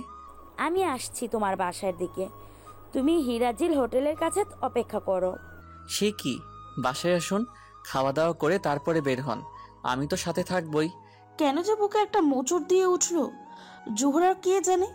না অশ্রু, আমি চরম বিপদে আছি, আজ তোমার বাসায় না, আমি রওনা হচ্ছি। একটু অপেক্ষা করুন, আমি গাড়ি পাঠাচ্ছি, রাস্তা ফাঁকা, খুব তাড়াতাড়ি পৌঁছে যাবে। না না না না, গাড়ি কোনোভাবেই না, ড্রাইভার বা বাড়ির লোককে কিছু জানানো যাবে না। আমি রিক্সা নিয়ে রওনা দিচ্ছি, তোমাকে তুলে নেব, পথে সব বলবো। এত রাতে আপনার একা বের হওয়ার দরকার নেই, আমি রিক্সা নিয়ে এক্ষুনি আসছি। দারোয়ানকে না জানাতে চাইলে আমি মোড়ের মাথায় থাকবো, আপনি চলে আসবেন। জোহরা বেগম চোখে পানি চলে এলো। যার জীবনটাকে তিনি এলোমেলো করে দিয়েছেন প্রতিটা পদে, বঞ্চিত, অবহেলা, কষ্ট আর অপমানকে যার গলার মালার মতন ঝুলিয়ে দিয়েছে, তার কাছ থেকে সহযোগিতা, এই মর্যাদা, এই উৎকণ্ঠা কি তার মতো মানুষের প্রাপ্য? আজ নিজেকেই অশ্রুর মা ভাবতে বড্ড ইচ্ছা করছে জোহরার। অশ্রু যেমন ব্যবহার করলো তা তো নতুন নয়, সে বরাবরই এমন শত অত্যাচারের পরেও এমন ব্যবহার করেছে। তবু আজ জোহরার এমন লাগছে না, আরিশার ঘটনায় মন দুর্বল হয়ে আছে বলে। জোহরা ভেজা গলায় বললেন, রেনু আর বাবু ভালো আছে তো? সাবধানে এসো অশ্রু। একজন কিশোর দরজা খুলে দিল বহুক্ষণ কলিং মেল দেওয়ার পরে।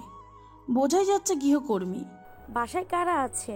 আইসেন, আপনারে উল্টা জিগান আমারে করেছেন। অশ্রু ছেলেটার মাথায় হাত রেখে বলে, বাসায় কে কে আছেন? নরম কথায় কাজ হয় না। ছোট সাহেব আর এক মাইয়া। মাইয়া মানে কি? ওনার স্ত্রী? তোমার ভাবি? অনেক মাইয়া তো আসে ওনার ধারে, বড় স্যার আর ম্যাডাম থাকলে।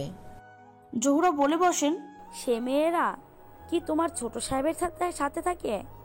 মানে বলছিলাম বাসা ফাঁকা থাকলে তোমার ছোট সাহেব আর ওই মেয়েরা কি নাকি সারা রাত এক করেই থাকে?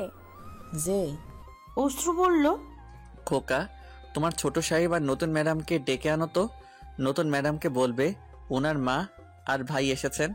খোকা দৌড়ালো, প্রায় সাথে সাথে দুজনেই হাজির। জোহরা বিস্ফোরিত চোখে তাকিয়ে রইলেন ছেলেটার দিকে। অশ্রু নাক কুচকালো, মদের তীব্র কটু গন্ধ, ঘাড় পর্যন্ত কোকড়া চুল, মাথা ধয়নি কতদিন কে জানে, হাত কাটা কালো গেঞ্জি, তাতে লেখা প্লে বয়, পরনে হাফ প্যান্ট। আরিশার মুখে লজ্জার কোনো চিহ্ন নেই, এতক্ষণ বেশ টেনশনে ছিল। সত্যি যদি টাকা গয়না কেড়ে নিয়ে তাকে মেরে ফেলে? এখন মা ভাইকে দেখে পরিতৃপ্ত নিশ্চিন্ত মুখ। বিশাল 3 তলা বাড়ি, খাকি পোশাক পরা কত দুরন্ত গেটম্যান, সামনে পরিপাটি ফুলের বাগান, পড়ছে থেমে থাকা চকচকে মার্সিডিজ আর রেড রোডার, চেনে বেঁধে রাখা জার্মান সুফার্ড, আশেপাশে ছা চকচকে অ্যাপার্টমেন্টগুলো দেখে জোহরা বেগম বিহ্বল হয়ে যে একবার ভেবেছিল আরিশা কাজটা মন্দ করেনি। অনিলার শ্বশুর কুলেরও জমজমাট অবস্থা, তবে এতটা নয়। এখন ছেলের সার্বিক অবস্থা দেখে শুনে ও বুঝে তার মাথা ঘুরছে। আরিশা, আমার সাথে চল, অনেক রাত হয়ে গেছে। ওয়েল ম্যাম, আরিশা আপনার সাথে যাবে মানে? She is my wife. আমাকে কিছু জিজ্ঞেস না করে বলে বসলেন আরিশা চল আমার সাথে। অশ্রু শান্ত গলায় বলল, আপনারা বিয়ে করেছেন কবে? আজ বিকালে। পেপারস দেখালে খুব ভালো হতো। হু আর ইউ ব্রাদার? আরিশা উত্তর দিল, দাদা ভাই। ওফ দাদা ভাই, ইউ আর স্ট্র ব্রাদার। তোমার প্যারেন্টস যার সয় সম্পত্তি মেরে কেটে খেয়েছেন। দাদা, আপনাকে তো আরিশার বাবা মা ফ্যামিলি মেম্বার হিসেবে কাউন্ট করে না, সো আমিও করব না। আপনি আপনার নাকটা সব জায়গায় না গুলিয়ে সামনে রাখলে হয় না? হাই আল্লাহ, আরিশা এইসব কথা এই স্কাউন্ডলের সাথে শেয়ার করেছে? কতদিনের পরিচয়? জোহরা কঠিন গলায় আরিশাকে বললেন, তোর দাদাভাই বিয়ের কাগজপত্র দেখাতে বলেছে, দেখা। আমার কাছে তো নেই, ওর কাছে। এই ছেলে দেখাও। মা, ওর একটা নাম আছে, অভি। অশ্রু ঠান্ডা গলায় বলল, অভি, কাগজপত্র দেখাও। সাক্ষী কারা ছিল তাদেরকে কল করো। তুমি আমার ভগ্নিপতি, তোমাকে আমি রিকোয়েস্ট করছি পেপারস দেখানোর জন্য। তোমরা পরস্পরকে পছন্দ করেছো, এইভাবে বিয়ে না করে যার যার ফ্যামিলিকে বললেই পারতে, আমরা ধুমধাম করে বিয়ে দিতাম। পেপারস দেখাও। আমরা আরিশাকে বাসায় নিয়ে যাই, তারপর দুই পক্ষ মিলেই বড় করে প্রোগ্রাম করব। না অশ্রু, এই বিয়ে আমি মানি না। আপনি একটু শান্ত হন, সব ঠিক হয়ে যাবে। ভাই অভি, কাইন্ডলি কাগজ দেখাও। অ্যাকচুয়ালি আজ বিয়ে হয়নি, আপনার বোন আসতে দেরি করে ফেললো, আরও কিছু ফটকা ছিল, সো বিয়েটা হলো না আজকে। বিয়ে হলো না যখন, আরিশা তুই বাসায় চলে গেলি না কেন? আর অভির কথা আমাদের আগে কেন জানাসনি? যা হওয়ার হয়ে গেছে। বিয়ে যখন হয়নি, আমরা আরিশাকে নিয়ে যাই। অভি, তুমি তোর বাবা মাকে জানাও, প্রস্তাব পাঠাও, স্বাভাবিকভাবে বিয়ে করো। শোনেন দাদা, আমার প্যারেন্টস জীবনেও আরিশাকে মেনে নিবে না। কেন? ভেরি সিম্পল, ফ্যামিলি স্ট্যাটাসের আকাশ পাতাল পার্থক্য। আমি তো আকাশ পাতাল পার্থক্য তেমন দেখতে পাচ্ছি না। কি করো তুমি? বাবা বিজনেস ম্যাগনেট, আমি কোম্পানির একজন এমডি। তুমি আরিশাকে ভালোবাসো? না হলে বিয়ে করতে চাচ্ছি কেন? বিয়ে করে কোথায় উঠবে? এখানে তো আরিশা অ্যালাউড হবে না। ব্রাদার, আমাদের কয়টা বাড়ি হিসাব নেই। তুমি কয়টা বানিয়েছো? ও মাই গড, আপনি এর মধ্যে আমাদের সম্পত্তির হিসাব করতে বসছেন? বিয়ের আগেই এই অবস্থা। ভুল বোঝো না। আরিশাকে বিয়ে করলে তোমার বাবা যদি তোমাকে ত্যাগ করেন, বিজনেসে না রাখেন, তখন বউকে নিয়ে কোথায় উঠবে? কি খাওয়াবে? আপনাকেও তো আপনার ফ্যামিলি ত্যাগ করেছিল। আপনি আপনার বউ বাচ্চাকে ফুটপাতে রেখেছেন, কেন বাসায় ওঠেননি, খাওয়াচ্ছেন না? জোহরা বেগম চেঁচিয়ে উঠলেন, আমার ছেলের সাথে তোমার তুলনা করো না। সে জীবনের সেকেন্ড হয়নি। সে অনেক বড় ইঞ্জিনিয়ার, অনেক টাকা বেতন পায়। সে কারো সাহায্য নেয় না, অন্যকে সাহায্য করে। আমার বৌমাও বড় ইঞ্জিনিয়ার, কর্মঠ, ভদ্র, লক্ষ্মী মেয়ে। আরিশার মতো অপদার্থ না। তুমি কত দূর পড়েছো, কোথায় পড়েছো, কি কি যোগ্যতা আছে শুনি? আপনার ছেলে, আপনার বৌমা, হবু শাশুড়ি আম্মা দেখি দারুণ রসিকতা জানেন। জোহরা বেগম কাঁপছিলেন থরথর করে। অশ্রু বলল, আম্মা আপনি শান্ত হন। যে যাই বলুক, আপনার আর আমার সম্পর্কটা পাল্টে যাবে না। অভি আমার দুই মা, একজন মা জন্ম দিয়েছেন, আল্লাহর ইচ্ছায় তার কাছে চলে গেছেন, আর এই মা আমাকে মানুষ করেছেন। তুমি মা ছেলের সম্পর্ক নিয়ে হাসাহাসি করো না। কোনো সন্তান তার মায়ের অপমান সহ্য করতে পারে না, আমিও পারছি না। জোহরা বেগমের চোখ দিয়ে দরদর করে পানি পড়তে থাকলো। তিনি অশ্রুর মা, তার জীবন ধন্য। ঠিক আছে অভি ভাই, ওই কথাই থাকলো। আমরা আরিশাকে নিয়ে যাচ্ছি। তুমি বাবা মাকে জানাও, তাদের দোয়া নাও। তারা সম্মতি দিলে খুবই ভালো, না দিলে তাদের কাছে ক্ষমা চেয়ে নিয়ে আরিশাকে নিয়ে জীবন শুরু করো, ধর্মীয় ও সামাজিক নিয়ম মেনে। আমি তোমাদের পাশে আছি। বাহ, আমার বাবা মার সম্মতি না দিলেও বিয়ে করব, এই আমাদের শিক্ষা। তুমি তো বিয়ে করার সিদ্ধান্ত নিয়েই ফেলেছিলে, তার উপরে তোমরা একসাথে থেকেছো, তাহলে এই কথা উঠছে কেন? অশ্রু, ওর সাথে আরিশার বিয়ে দেওয়ার আমার কোনো ইচ্ছে নেই। মুখ খুলল আরিশা। নো ওয়ে মা, আমি প্রেগনেন্ট 3 মান্থস, অবির বাচ্চার বাবা। ঘরে পিনপত নীরবতা। জোহরার মূর্তির মতো বসে আছেন, অশ্রু চুপচাপ। আরিশের এই স্পষ্ট লজ্জাহীন উক্তির পর সে কি বলবে ভেবে পাচ্ছে না। প্রথম মুখ খুলল অভি, গলায় লেশ মাখিয়ে বলল, আমার বাচ্চা কেন অন্য কারোর বাচ্চা হতে পারে না? অশ্রু এই প্রথম চড়া গলায় বলল, কি বাজে কথা বলছো অভি?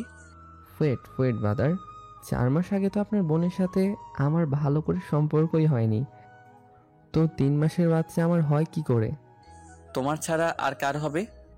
আরও অন্তত 10 জনের হতে পারে। অভি, খুব বাড়াবাড়ি করছো তখন থেকে, ধৈর্যের বাঁধ ভেঙে ফেলছো। ভাইজান, আপনার বোনকে জিজ্ঞাসা করুন আমার কথা সত্য কিনা, আমি তো নিউ কামার। ছি ছি, এত নোংরা কথা, এত নোংরা কাজকর্ম। অশ্রু অসুস্থ বোধ করতে থাকলো। জোহরা আচমকা স্যান্ডেল খুঁড়ে আরিশাকে মারতে লাগলেন। তার মুখ টকটকে লাল, সারা শরীরে ঘামে ভিজে গেছে, বড় বড় নিঃশ্বাস ফেলছেন। অশ্রু জোর করে তাকে সোফায় বসিয়ে দিল। চল অশ্রু, আমরা চলে যাই। মেয়ে এখানেই পচুক গলুক, আমার খোঁজ নেওয়ার কোনো দরকার নেই। চল। চলবেন মানে? সেকেন্ড হ্যান্ড মাল আমাকে গুছিয়ে দিয়ে চালাবেন, কথাটার মানে কি? অশ্রু চিবিয়ে চিবিয়ে বলল, সেকেন্ড হ্যান্ড মাল যদি বলো, তোমাকে গছিয়ে দেওয়া হয়নি, তুমি বেছে নিয়েছো। নো ব্রাদার, আসল কথা বলি আপনাকে, এই মেয়েটাকে আমি বিয়ে করতাম না, তার টাকা পয়সাও কেড়ে করে নিতাম না, জাস্ট একটু এনজয় করে 2 দিন পর ছেড়ে দিলাম। আর এখন তো বিয়ের প্রশ্নই ওঠে না, পেটের ডিমওয়ালা মাছ। বাবা মাছটা আমি না, মনে মনে হিসাব করে দেখলাম কোনোভাবেই ডিম আমার না। এরপর খিস্তি শুরু হলো আরিশা আর অভির মধ্যে। আর এই অতি কুৎসিত গালাগালিজের মধ্যেই রক্ত জল করা অনেক কথা বের হয়ে আসলো। দুজনেরই বহুজনের সাথে শয্যার সম্পর্ক। পার্থক্য এই, অভিকে এই জন্য বিস্তর পয়সা খরচ করতে হয়, আর আরিশাকে প্রায় প্রতিদিনই প্রচুর কেনাকাটা করতে হয়। শাড়ি, সালোয়ার কামিজ, স্কার্ট, সোনার হার, হীরের দুল, আংটি, পারফিউম ব্র্যান্ডের ঘড়ি, মেকআপ কিটস ইত্যাদি ইত্যাদি। আরিশার নিত্য নতুন জামা, ব্যাগ, জুতার রহস্য পরিষ্কার হলো জোহরার কাছে। জিজ্ঞাসা করলে আরিশা বিরক্ত হতো। কখনো বলতো দাদাভাই দিয়েছে, কখনো ভাবির নাম, কখনো অনিনার কথা, কখনো কোনো বন্ধুর নাম। বছর খানেক ধরে তো টিউশনির দোহাই দিচ্ছিল। সিদ্ধেশ্বরীতে 2টা টিউশনি করে নাকি 20,000 পাচ্ছে। কেমন মা তিনি, কিছুই টের পাননি? আরিশা চেঁচাচ্ছে, হারামজাদা, তুই 10 জনের নাগর হতে পারিস, আমি শুধু তোরই সাথে থেকেছি, মিথ্যাবাদী। জোহরা বললেন, এই ছেলে আর একটু কথা বলবি না আমার মেয়ের নামে। তুই এরপর থেকে নাক ক্ষত দিয়ে বিয়ে করতে চাইলেও তোর কাছে মেয়েকে বিয়ে দেব না। প্রতারণার জন্য জেলে ভাত খাওয়ার জন্য রেডি হ। ওরে আমার মহিলা, 2 পয়সার মানুষ, তুমি পাঠাবে জেলে? তোমার 14 গোষ্ঠীকে জেলে পাঠিয়ে দিতে পারি আমি। কুকুরের চেন খুলে দেওয়ার আগেই ভাগো। ও ভালো কথা, বাচ্চাটা আমার আদরের জামাই আসিফের হতে পারে, পসিবিলিটি ভেরি হাই। আমার পূর্বসূরি ছিলেন ভদ্রলোক। তোমার ছোট মেয়ে আর বড় জামাইকে একটু চেপে ধরলে সব তোমার কাছে দিনের আলোর মতো পরিষ্কার হয়ে যাবে। অস্বীকার করার উপায় নেই, আমার কাছে অন্তরঙ্গ ভিডিও আছে। আমারই হোটেলে কিংবা আমার বোচম ফ্রেন্ডের বাসায় ঘন্টা 2-এর জন্য ওরা উঠত কিনা। ইস্কাটনে জোহরা ভিলায় দোতলায় নীরব নিরন্তন একটি ঘর, প্রতিতলায় বড় বসার ঘর, 3টি শোবার ঘর, খাওয়ার ঘর, ফ্যামিলি লিভিং রুম, একটি গেস্ট রুম। জোহরা নিজে দোতলায় রেখে তিনি ছেলে মেয়েদের মধ্যে লটারি করেছিলেন। সুমন নিচতলা পেয়ে খুব রাগ করেছিল। অনিলা 3তলা, আরিশা 4তলা পেয়েছিল। আরিশার মন্তব্য ছিল, আহ মা, 4 তলায় তোমরা যে দোতলাটা আমাকে দিয়ে দাও না। অনিলা লটারির কাগজগুলো ধরেনি। 3তলা পাওয়ার পরেও কোনো উচ্ছ্বাস নিরুচ্ছ্বাস কিছুই দেখায়নি। বাবার করা এই বাড়িতে বাবার প্রথম সন্তানেরই কোনো ভাগ নেই। মায়ের ষড়যন্ত্রে ভাই বোনেরা এই অন্যায়ের বিষয়ে নির্বিকার। অনিলার খুব ঘৃণা হচ্ছিল বাবা মা ভাই বোনের উপর, সেই সাথে নিজের উপরও। সে ঠিক করে রেখেছিল কখনোই সে বাপের বাড়ির ভাগ নিবে না। আর জোহরার ফ্ল্যাটের গেস্ট রুমে 3 জন মানুষ। আরিশা ঘুমাচ্ছে, জোহরা আর অশ্রু বসে আছে মুখোমুখি। অশ্রুকে দেখে সামাদ সাহেব বড্ড অবাক হয়েছিল, মুখে খুশির রেখাও ফুটে উঠেছিল, কিন্তু জোহরাকে দেখতে পেয়ে মনের ভাবকে দ্রুত চাপা দিয়েছিলেন। কেমন আছেন আব্বা? ভালো। সামাদ সাহেব হতভম্ব হয়ে গেলেন যখন জোহরা নরম গলায় বললেন, অশ্রু, এই ঘরে আয়। জোহরা পিছনে আরিশা, তিনজন মিলে গেস্ট রুমে ঢুকে দরজা আটকে দিয়েছিল। অশ্রু, এই বাচ্চাটা আগে নষ্ট করতে হবে। 3 মাসের বাচ্চা নষ্ট করবেন? বাচ্চা এখন কতগুলো কোষের দলা নয়, রীতিমতো একটা প্রাণ। তাছাড়া আরিশারও রিস্ক আছে। রিস্ক থাকলে কি করার আছে? এই বাচ্চা রাখা যাবে না। রাখলে একসময় সবাই বুঝবে মেয়েটা প্রেগনেন্ট। তখন মানুষকে কি উত্তর দেব? কথাটা যৌক্তিক। আবার একটা প্রাণ নষ্ট করার অনুমতি কিভাবে দেওয়া যায়? অশ্রু, জি, কি করব? আমি বুঝতে পারছি না। আরিশাকে একবার জিজ্ঞেস করি। ওকে কি জিজ্ঞেস করবি? নষ্টা মেয়ে, নইলে নিজের দুলাভাইয়ের সাথে। বলেই জোহরার চোখে আঁচল চাপা দিলেন। অশ্রুর গা আবার ঘিন ঘিন করে উঠল। ইচ্ছা হলো আশিফ আর আরিশাকে খুন করে ফেলে। এই দুই শয়তান তার আদরের অনিলাকে ঠকিয়েছে। অসুর মনের পৃথিবীতে বাস করে কয়জনই বা? মৃত মা, মমতাবাহী স্ত্রী, পঙ্গু সন্তান, কলিজার টুকরো বোন অনিলা, অনিলার ছেলে, আরও কয়েকজন আছে তার ভালোবাসার মানুষ। খুব কপাল সে এত ভালো শ্বশুরবাড়ি পেয়েছে।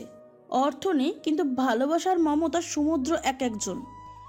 যত্নে আদরে ভালোবাসা আর সম্মান দিয়ে অশ্রু অনেক ক্ষত সারিয়ে তুলেছে তারা। তাছাড়া কিছু বন্ধু আছে, কয়েকজন শিক্ষক আছেন যাদের ভূমিকা অশ্রুর জীবনে অনেক। অনিলার ভাগ্নেকে এখনই নিয়ে আসতে ইচ্ছে হচ্ছে এই প্রতারক শয়তানটার কাছ থেকে। আনবে তো বটেই। বোনকে ভাগ্নেকে নিজের বাসায় মাথায় তুলে রাখবে অশ্রু আর রেনু, কিন্তু এমনভাবে সবকিছু করতে হবে যেন অনিলার মেন্টাল ট্রমা বেশি না হয়। অশ্রু, আমি ঠিক করে ফেলেছি। বাচ্চা নষ্ট করা ছাড়া আর কোনো উপায় নেই। আরিশা এই সময় চোখ খুলল, স্পষ্ট গলায় বলল, ওহ, আমি বাচ্চা নষ্ট করব না। এই হলো মাঝজাত। অশ্রু মায়া লাগলো আরিশার প্রতি। জোহরা বেগম খেকিয়ে উঠলেন। বাচ্চা নষ্ট করবি না মানে কি? কি করবি তাহলে? লোফার তো তোকে ঘাট ধরে বের করে দিল, আবার ওর কাছে ফিরে যাবে? ওর মিস্ট্রেস হয়ে থাকবি? না, ওই বরটাকে অনেক পয়সাওয়ালা ভাবতাম। এখন তো দেখলাম বাপের টাকা ছাড়া বড়টা রাস্তার ভিখারি। ওর আছেটা কি? তাহলে কি করবি? পেটের শত্রু নিয়ে তাকে নষ্ট না করে পূজা করবি নাকি? বাচ্চার বাবাকে বাধ্য করব আমাকে বিয়ে করতে। মানে আর কি, আমি তো আগে থেকেই জানি বাচ্চার বাবাকে। তোমার বড় মেয়ে যেন সর্বনাশ না হয়, তাই সময় মতো তার বরকে ছেড়ে দিয়েছিলাম। এখন তাকে ধরবো। আমার নিজের কথাও তো আমাকে ভাবতে হবে, তাই না? জোড়া ঝাঁপিয়ে পড়লেন আরিশার উপর। মেরে ফেলবো তোকে, নিজের হাতে গলা টিপে মেরে ফেলবো শয়তানের বাচ্চা। আমার আনিলার সংসারে যদি নাক গলাস, আল্লাহর কসম তোকে আমি নিজে শেষ করে ফেলবো। অশ্রু বললেন, আনিলা আর সায়নকে আমি ওই নোংরা লোকটার কাছে রাখবো না, আমার বাসায় নিয়ে যাব। মাথায় তুলে রাখবো ওকে। আমার বোন আর ভাগ্নেকে আমি সাধ্যমতো ভালো রাখবো। সেটা তুই করবি বাবা, আমি জানি, কিন্তু কি দরকার আনিলাকে এসব জানানোর? ওর মনটা ভেঙে দেওয়ার। অশ্রু, আনিলা তার ছেলে নিয়ে সংসারে মাথা উঁচু করে থাকবে। ওর স্বামী ওরই থাকবে। এমন স্বামীর কাছে কেন থাকবে আমার বোন? একটা চরিত্রহীন, একটা ঠকবাজ। ও আমার বোনের যোগ্য নয়। কি দুর্ভাগ্য, এমন একটা ছেলের সাথে আমি আমার বোনের বিয়ে ঠিক করেছিলাম। আমি নিজেকে কোনোদিন ক্ষমা করতে পারবো না। সে যাই হোক অশ্রু, আনিলাকে কিচ্ছু জানতে দেওয়া যাবে না। কি কষ্ট পাবে আমার মেয়ে, কত অপমানিত হবে চিন্তা করতো।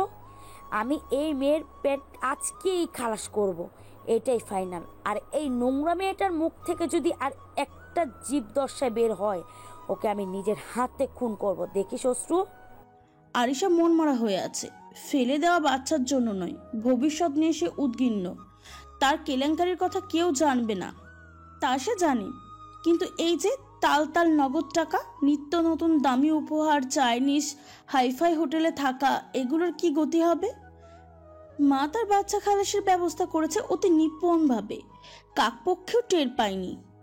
কলেজে যে টিচার বন্ধু বান্ধবকে রাজ্যের মিথ্যা কথা বলে মা একেবারে নরম হালুয়া বানিয়ে ফেলেছে। সবাই আক্ষেপ করছে কেন তারা আরিশার মতন ভালো মেয়েকে ভুল বুঝলো। বিলাসিতার রসদ এখন কোথা থেকে জুটবে, সে চিন্তায় আরিশা একবারে কাতর হয়ে পড়ল। তাছাড়া পুরুষ সঙ্গ তার অভ্যাস হয়ে দাঁড়িয়েছে। এখন কি হবে? জোহরা মেয়ের সাথে কথা বলে না। অনিলার স্বামীর সাথে না জড়ালে তিনি অতি সহজে আরিশাকে ক্ষমা করে দিতেন। এখন এই মেয়ের মুখের দিকে তাকালেও তার রাগ হয়। আর আসিফের কথা ভাবলে গা গুলিয়ে ওঠে। অশ্রু বলেছে অনিলাকে সব খুলে বলা হোক, তারপর আসিফকে ডিভোর্স দিয়ে অনিলা চলে আসুক তাদের কাছে ছেলেকে নিয়ে। একদিন নাই দুদিন নাই, প্রায় বছর খানিক এই ছেলে অনিলাকে ঠকিয়ে তার বোনের সাথে কুৎসিত সময় কাটিয়েছে। হীরের আংটি, মুক্ত সেট উপহার দিয়েছে, দামি মোবাইল গিফট করেছে। এমন ছেলের সাথে কেন অনিলের মতন একটা মেয়ে থাকবে? জোহরা বুঝেছেন অশ্রুর কথা ঠিক, কিন্তু এসব শুনে অনিলা যদি আত্মহত্যা করে, আত্মহত্যা না করলেও নিদারুণ আঘাত পাবে, অপমানিত হবে, এতে তো কোনো সন্দেহ নেই। তাছাড়া অনিলার ডিভোর্স দেওয়ার সাথে সাথে ওই বদমাইশ আর এই রাক্ষসী বিয়ে করবে নিশ্চিত। চোখের সামনে এসব দেখলে অনিলার প্রতি মুহূর্তে কষ্টের আগুনে পুড়বে না, বরং কিছুই না জানালো সেই ভালো। জোহরার কথা মতন অশ্রু তার অফিসে আসিফকে ডেকে পাঠালো। কি দাদা, হঠাৎ অফিসে ডাক? এই ভিডিও দেখো। আসিফ দেখলো, প্রথমে সামান্য চমকালেও পরে নির্বিকার। তোমার খারাপ লাগছে না?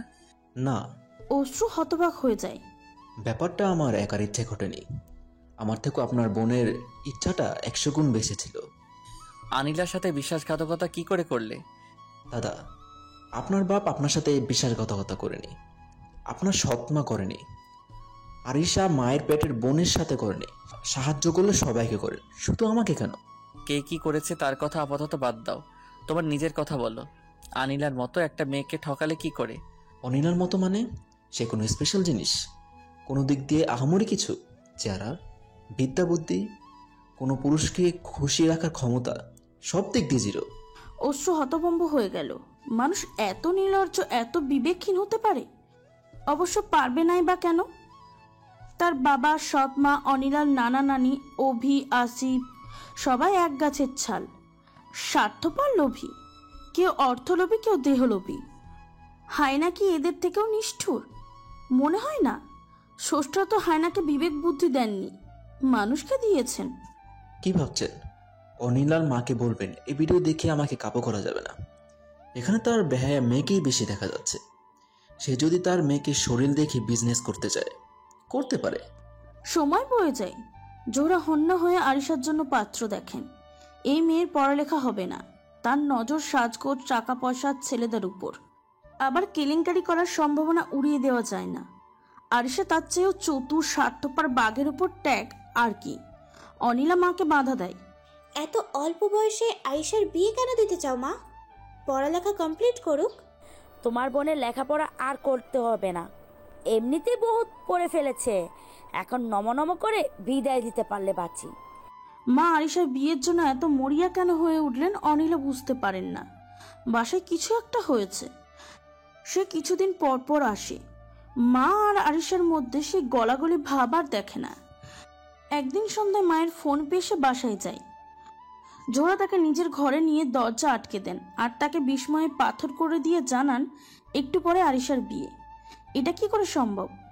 ছোট বোনের বিয়ে বড় বোন জানলো 8 ঘন্টা আগে।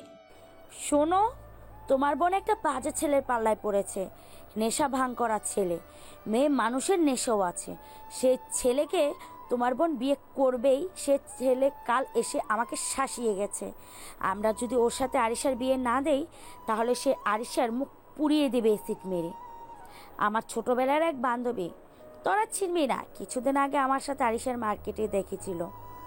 দেখেই তার মাথা খারাপ। সে তার বোনের ছেলের জন্য সম্বন্ধ নিয়ে এসেছে। আর ছেলে তার মা এসে আরিশাকে দেখে একদম ফিদা। আমি এবার ওই মাস্তানদের কাহিনী বললাম, শুনে ছেলের মা আর রিস্ক নিতে চাইল না, বলল আজই বিয়ে দিয়ে বউ নিয়ে যাবে, আরিশার কোনো বিপদ থাকবে না। আমিও আপত্তি করলাম না। ছেলে বিরাট ব্যবসায়ী, 3 পুরুষ ধরে এই ব্যবসা। ছেলে হোটেল ম্যানেজমেন্টে মাস্টার্স করেছে আমেরিকা থেকে। বাড়ির সবাই উচ্চশিক্ষিত, ভালো মানুষ। এর থেকে ভালো প্রস্তাব তো আর এই মুহূর্তে হয় না। আসিফ, আমার শ্বশুর কুলের লোক আসবে না, নিদেন পক্ষে শ্বশুর শাশুড়ি। না রে মা, খুব চুপচাপে বিয়েটা দিচ্ছি। তোর নানি, মামা, খালাদেরও বলিনি, আমরাই। পরে সবাইকে বুঝিয়ে বললে কারোর তো মাইন্ড করার কথা না। মেয়েটার জীবন আগে না সামাজিকতা আগে? তা অবশ্য ঠিক। অনিলা বোনের কাছে যেতে চাই, জোহরা বাধা দেন। এখনই যাস না আলিনা, মেয়ের ওই মাস্তানের জন্য আজাহারির শেষ নেই। সবার জন্য সবার সাথে খারাপ ব্যবহার করতে করেছে, তোর সাথেও করতে পারেনি, বানিয়ে হাজারটা কথা বলতে পারে। আমি যখন যাব তখন আমার সাথে তুই যাস, বিয়ে পড়ানোর সময় একমাত্র তোকেই সামনে চলি। আসলে আরিশা তার মাকে এখন ভয়ঙ্কর সমঝে চলছে। সেদিনের কথা ভাবলে এখনও তার হাত পা ঠান্ডা হয়ে যায়। সবাই ঘুমিয়ে গেছে ভেবে রাতে আসিফের সাথে ফোনে খুব সদর্পণে কথা বলছিল। আসিফকে সে এখনো প্রচণ্ড ভালোবাসে, আবার সে তার কাছে ফিরতে চায়। অনিলাকে যত তাড়াতাড়ি সম্ভব ডিভোর্স দিয়ে আসিফ আরিশাকে বিয়ে করুক, এইসব গুরুত্বপূর্ণ আলোচনা করছিল। হঠাৎ কি মনে হয় পিছনে ফিরে দেখলো জোহরা দাঁড়িয়ে আছেন। তারপরে ব্যাপারটা এই জীবনে আর ভোলার নয়। জোহরা মেয়ের চুলের মুঠি ধরে টেনে নিজের ঘরে নিয়ে গেলেন। হাতে আজদা এক বটি নিয়ে হিসিয়ে বললেন, তোকে সত্যি আজ জবাব করে ফেলবো। আমার ফাঁসি হলে হবে, কিন্তু তোকে আমি আজ শেষ করেই ফেলবো, কসম। আরিশা ভয়ে থরথর করে কাঁপছিল। মাকে ভয়ঙ্কর এক রাক্ষসীর মতো দেখাচ্ছিল। মায়ের চোখগুলো ঠেলে বাইরে বের হয়ে আসছিল। অনেক হাতে পায়ে ধরে বিভিন্ন কিরা কসম কেটে আরিশা সে যাত্রায় রক্ষা পেয়েছিল। তবে জোহরা আরিশাকে ইচ্ছে মতন এলোপাথারি মেরেছিল।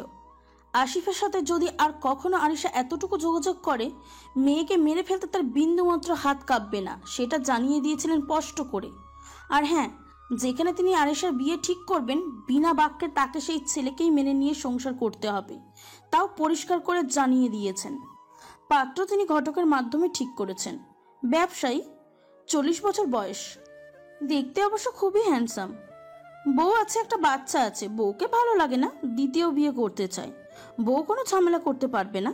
তার বাপ মা নেই, অ্যাক্সিডেন্টে মারা গেছেন। ভাই বোনেরা কেউ বোন আর ভাগ্নির দায়িত্ব নিবে না নিশ্চিত। তাদের আর্থিক অবস্থাও সুবিধার নয়। বউটার বিদ্যা বুদ্ধির সাহস কোনোটাই নেই যে স্বামীর দ্বিতীয় বিয়েতে বাধা দিতে পারবে। লোকটার অনেক টাকা পয়সা। জোহরা রাজি হয়ে গেলেন। অশ্রু হতভম্ব গলায় জোহরাকে বলেছিল, দোজবরের কাছে ওকে বিয়ে দিবেন আর একটা মেয়ের সংসার নষ্ট করে? আমরা নষ্ট না করলেও ওর সংসার নষ্ট হতো। এই ছেলে আরেকটা বিয়ে করেই ছাড়বে। তাহলে আরিশাই তার বউ হোক, সে যা চায় তাই পেলো, সুন্দর বর, মেলা টাকা পয়সা। আপনি আনিলার সংসার বাঁচানোর জন্য আরেকটা মেয়ের সংসার তছনছ করে দিবেন? আরে বাবা, বলছি কি, ওই ছেলে তো অলরেডি বিয়ের জন্য মেয়ে খুঁজেই বেড়াচ্ছিল। লোকটা যদি প্রথম বউকে এত অপছন্দ করে তাহলে ডিভোর্স দেয়নি কেন? ওই তো এক মহাজালা। ছেলের বাপ আমার বৌমা বলতে অজ্ঞান। বুড়ো না মরা পর্যন্ত ডিভোর্স দেওয়া সম্ভব না। বুড়াবুড়ি ওই বউকে নিয়ে তাদের ধানমন্ডি বাড়িতে থাকবে, আর আরিশাকে নিয়ে জামাই গুলশানের ফ্ল্যাটে থাকবে। বাড়ি আরিশার নামেই হবে। আমি কথা বলে নিয়েছি। অশ্রু কথা বাড়ায় না, কিন্তু তার মনটা না দেখা সেই মেয়ে আর তার সন্তানের জন্য হু করে ওঠে। তার তো এই বিয়ে ভেঙে দেওয়ার শক্তি সাহস কোনোটাই নেই। নতুন জামাইয়ের ব্যাপার স্যাপার শুধু সামাদ সাহেব, জোহরা বেগম, অশ্রু আর আরিশা জানে। বাকি সবার জন্য জোহরা একই গল্প বানিয়েছেন। ছেলে এলো তার বড় বোন, একমাত্র ভাই ভাবি আর 4 জন বন্ধু নিয়ে। নোয়াজের ভাই বোনেরা আবার আগের বউকে দেখতে পারে না। গরিব গাইয়া কিসেমের, বিদ্যা নাই, বুদ্ধি নাই, রূপ নাই, বাপের বাড়ির মুরাদ নাই, এমন মেয়েকে পুছে না। অনেক সময় বইয়ের দুর্গতি দেখতে জানানোদের ভালো লাগে নাকি। ঘরে জোহরা অনেক আয়োজন করেছিল। মেয়ের জন্য গয়নাগাটি বউ আগে থেকেই তৈরি করে রেখেছিলেন। এই সাথে শাড়ি আর সালোয়ার কামিজের বাহার। দিনমোহরের কথা উঠলে ছেলে নিজেই বলল, আপনারা যা বলবেন তাই। জোহরা বললেন, 20 লাখ। নতুন জামাই হেসে ফেলল, বলল, 30 লাখ উইদাউট অর্নামেন্টস। আজকে আশিকে কেস দিয়ে দেব। আয়েশার মুখ আলো হয়ে গেল। জোহরা হাসি তার 2 কান স্পর্শ করল। সামাদ সাহেব আলহামদুলিল্লাহ বললেন। সুমন অদ্ভুত ভঙ্গিতে বলে উঠল, ওয়াও, জিজুর পায়ে ঠেকাই মাথা। অনিলা ফিসফিস করে অশ্রুকে বলল, মানুষ এত টাকা কিভাবে বানায় রে দাদা? বিদায়ের সময় জোহরা আরিশাকে বুকে টেনে ফিসফিস করে বললেন, শোন, জামাইকে বেশি করে খুশি রাখবি। পুরুষ মানুষ কি পেলে গোলাম হয়ে যায় জানিসই তো। জয়েন্ট অ্যাকাউন্ট খুলে ফেলিস যত তাড়াতাড়ি সম্ভব। আমি তোকে সময় মতো সব বলে দেব। সতীনা তার ঝি তাকে তারা। 2 মাস তো হয়ে গেল, কিছু তো করতে পারলি না। কিছু করতে পারলাম না কই? এই ফ্ল্যাট এখন আমার মামুনির, শুধুই আমার। 3000 স্কোয়ার ফিট। জয়েন্ট অ্যাকাউন্ট খুলতে বলেছিলাম, সে কাজ হয়েছে? Yes mom. দেনমোহরের 30 লাখ তো তোর একার অ্যাকাউন্টে দেই, তাই না? হ্যাঁ। পরে আর ওই অ্যাকাউন্টে জমা দিয়েছিস? না মা, আর দেওয়া হয়নি। কাদামে, জামাইকে বলবে তুই প্রতি মাসে একটা থোক টাকা যেন তোর অ্যাকাউন্টে জমা দেয়। শুধু হাত খরচ দিলে চলবে? নিজের হাকের জিনিস গুছাতে হবে। টাকা পয়সা এবেলা গুছিয়ে নাও, আর ওই সতীন তারাও। সে তার মেয়েকে নিয়ে আমার শ্বশুর শাশুড়ির কাছে থাকে, তাদের খরচ আমাদের দেয়া লাগে না। আরে বোকা মেয়ে, তারপরও পথে কোনো কাটা রাখতে হয় না। জামাই তাদের খরচ দেয় না, ভালো কথা, কিন্তু আল্লাহ মাফ করুন, জামাইয়ের ভালো মন্দ যদি কিছু হয়ে গেল, সম্পত্তি কি তুই একা পাবি? ওই বউ পাইব, তার মেয়ে পাবে। সময় থাকতে যা যা পারো নিজের নামে করে নাও। আজ সকালেও তো গুলি খেয়ে এক ব্যবসায়ী মরলো। আর হ্যাঁ, বাচ্চা নিয়ে নে তাড়াতাড়ি, ছেলে হলে ফকির খাওয়াবো। আরিশা আর জোহরার মিটিং খুব ঘন ঘন হয়। জোহরা 2 দিন পর পর রাজ্যের রান্না বান্না করে আরিশার বাড়ি এসে উপস্থিত হন। আর এখন আমার উপর রাগ আছে। যা করেছি তোর ভালোর জন্যই করেছি। জামাইকে হাতের মুঠোয় রাখবি, যেন আলগা না হয়। এই বুদ্ধি আরিশাকে না দিলেও চলে। সে জোহরার থেকেও পাকা খেলোয়াড়। স্বামী তার আঁচলে বাঁধা। প্রতি মাসের শুরুতে বাড়ি ভাড়া তুলে অনিলা আর আরিশার অ্যাকাউন্টে পাঠিয়ে দেন জোহরা। ইদানিং সুমন টাকার জন্য খুব বাইনাক্কা শুরু করেছে। ওদের অ্যাকাউন্টে টাকা পাঠাও আর আমার ভাগের টাকা দিয়ে সংসার চালাও, এই কেমন কথা? সংসার চালানো লাগবে না। তোর বাপের কি চাকরি, এখন চাকরি করে? ব্যাংক থেকে তো প্রতি মাসে টাকা তোলোই। তোর দুশ্চিন্তার কিছু নাই বাপ। আর বড় হ, পড়াশোনা শেষ হোক, তখন অ্যাকাউন্ট খুলে দেব। আমাকে কিন্তু ঠকাচ্ছ মা, আমার অ্যাকাউন্ট খোলারই পারমিশন দিচ্ছ না, আর আপাদের ব্যাংক ব্যালেন্স হিমালয়ের সমান উঁচু করে দিচ্ছ। আর ওদেরও বলিহারি, এক একজনের স্বামী টাকার কুমির, তাও বাবের বাড়ির ভাগ পাই পাই করে বুঝে নেওয়া চাই।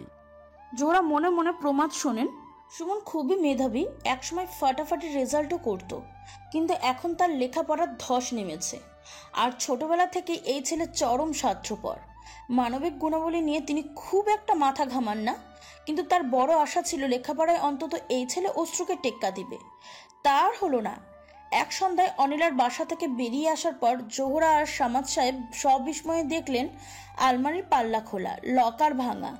জোহরা হিসাব মতে প্রায় লাখ টাকা গায়েব। বাসায় শুধু সুমনই ছিল, এখন নেই। তার কাছে বাসার সদর দরজার একটা এক্সট্রা চাবি আছে। কাজের মেয়ে ফুলকিকে নিয়ে গেছিলেন নিজের সাথে। মেয়েটার বয়স 14-15, রাতে রান্নাঘরে ঘুমাতো। এক সকালে কাঁদতে কাঁদতে অভিযোগ করেছিল রাতে সুমন ভাইয়া তার গায়ে হাত দিয়েছে। ঠাস করে চল লাগিয়েছিলেন জোহরা। জিপ টিনে ছেড়ে ফেলবো হারামজাদি। আমার ছেলে নামে মিথ্যা কথা, ফের যদি এমন কথা শুনি বা কাউকে যদি এইসব বানানো কথা বলিস, আমার কানে যদি আসে, বাড়িতে তোর লাশ পৌঁছাবে বলে দিলাম। চোটপাট করলেন বটের, কিন্তু সত্যিটা তো ভালো করেই জানেন। ছেলেকে গোপনে বোঝাতে গেলেন তার ঘরে। এই বয়সে ভুল ত্রুটি হয় বাবা, তবে এমন ভুল আর করো না। লক্ষ্মী পাপ আমার। এরা সিনাল ধরনের মেয়ে, কিভাবে তোমাকে ফাঁসিয়ে দেবে, তুমি সরল মানুষ, টেরও পাবে না। যেমন ভাবে নানি ফাঁসিয়েছিল নানাকে। এরপর থেকে ফুলিকে নিয়ে আলাদা ঘরে ঘুমন জোহরা। যেখানে যান সাথে করে মেয়েটাকে নিয়ে যান। রাতে সুমন বাসায় ফিরলে তার হাত ধরে হিড়হিড় করে টেনে নিজের ঘরে নিয়ে আসলেন জোহরা। সামাদ সাহেবও ঘরে ছিলেন। লকার ভেঙে টাকা নিলি কেন? লাখখানিক টাকা, এত টাকার কি দরকার তোর? কি যাতা বলছো? তোমার ঘরে আসিনি আমি। দুপুরে ঘুমালাম, ঘুম থেকে উঠে ক্যাম্পাসে গেলাম আড্ডা দিতে। কি ঘটনা?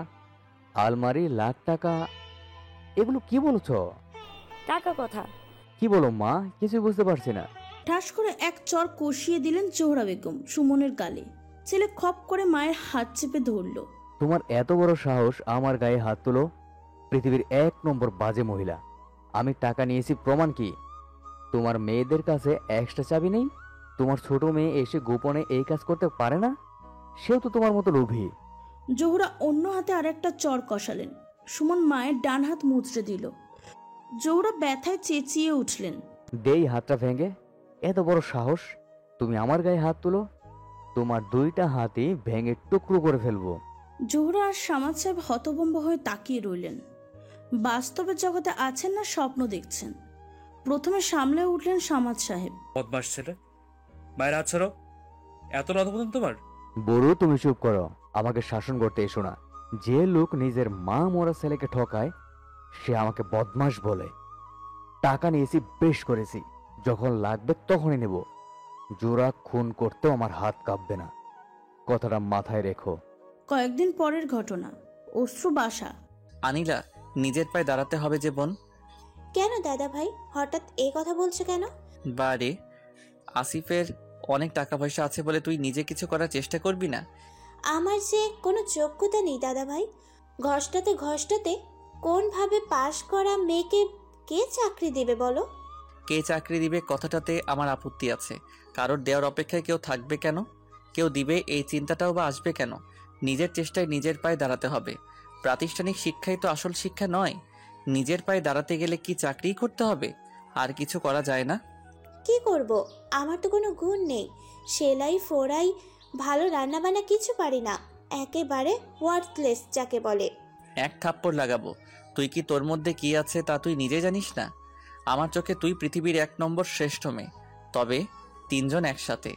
আমার সাথে নিশ্চয়ই বড় আম্মা আর ভাবি এক সিটে বসে আছে। অশ্রু হাসলো। শিখে নে, সেলাই, রান্না, পাটিক, বুটিক, মোমের কাজ শিখে নে।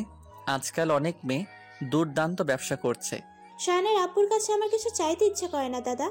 ও সব সময় বলে আমার যা লাগে আলমারি থেকে যেন নিয়ে নেই, কিন্তু আমার একদমই ইচ্ছে করে না। তোমার নিজের অ্যাকাউন্ট তো অনেক টাকা জমার কথা বোন। ভাবি, মা আমার নামে ফ্ল্যাট ভাড়ার যে টাকা রাখে আমি তা ছুঁয়েও দেখি না, দেখবও না। যে বাড়িতে আমার দাদা ভাইয়ের অধিকার নেই সে বাড়ি আমার বাড়ি কখনো হতে পারে না। পাগল মেয়ে, আমি তো ইঞ্জিনিয়ার মানুষ, তোর ভাবিও। আমাদের দিন ভালোই চলে যায়, কেন তাহলে এসব হাবিজাবি ভাবিস? না দাদা ভাই, কিছুতেই ও ফ্ল্যাটের ভাড়া আমি নিতে পারবো না। এই তো বেশ আছি, খাওয়া পড়ার তো কোনো অভাব নেই। অনিলা আসলে খুব বেশি সাধারণ থাকে, চাহিদা শূন্য মানুষ। বাবুকে রেনুর কোলে করে নিয়ে এসে অনিলার কাছে দেয়। বাবুর ঘুম ভেঙে গেছে, ধরো ওকে, আমি একটু তোমার প্রিয় চপ বানাই। অনিলা বাবুকে বুকে চেপে ধরে। বাবুর মুখ একদিকে একটু কাত হয়ে থাকে, মুখ দিয়ে লালা পড়ে মাঝে মাঝে, কারোর দিকে তাকায় না। হঠাৎ করে দুর্বোধ্য ভাষায় কি যেন বলে। রেনু এক বাটি স্যুপ অনিলার হাতে দিয়ে যায়। অনিলা খুব যত্ন করে ভাইপোকে খাওয়াতে থাকে। দাদা ভাই, সুমনটা তো একদম উচ্ছন্নে চলে গেছে। মা সেদিন কান্নাকাটি করছিল, ড্রাগ ধরেছে বোধ হয়। আমার বাপ মায়ের ছেলে কি আর হবে বলো দাদা ভাই? আনিলা, বাপ মাকে নিয়ে কথা বলতে নেই, সমালোচনা করে কোনো লাভ আছে বল? বাপ মার দোষে বাচ্চা কাচ্চা নষ্ট হলে আমার বা তোর ভাবিরও নিশ্চয়ই কোনো পাপ আছে, নইলে বাবুর এই অবস্থা হবে কেন? দাদা ভাই, কার সাথে কার তুলনা করো? বাবু অসুস্থ, নষ্ট নয়, আর সুমন মাথা থেকে পা পর্যন্ত নষ্ট ছেলে। লকার ভাঙার ঘটনার প্রায় 6 মাস চলে গেছে। সুমন এখনো ভয়ঙ্কর বেয়াদব আর বেপরোয়া। জোহরা বাধ্য হয়েছেন তার নামে অ্যাকাউন্ট খুলতে, মাসে মাসে ফ্ল্যাট ভাড়ার টাকা সেখানে জমা রাখতেন। তাও ছেলের স্বাদ মেটে না, আরও টাকা লাগবে। জোহরা বেগমকে সে ইদানিং শাসাচ্ছে বোনদের ভাগও তার নামে লিখে দিতে। 2 বোনই মহা বড় লোক। তোর লজ্জা লাগলো না এই কথা বলতে? নিজের 2 বোনকে হিংসা, কুলাঙ্গার কোথাকার। আমার ভাইকে যখন ঠকাতে পেরেছো, তারই ভাগের জমি গয়না হজম করে, তাহলে এখন আমি তোমার 2 মেয়েকে আমি ঠকাতে পারবো না কেন? আর আমি হলাম ছেলে, আমার অর্ধেক পাবে ওরা। আস্ত ফ্ল্যাট ওদের নামে কেন?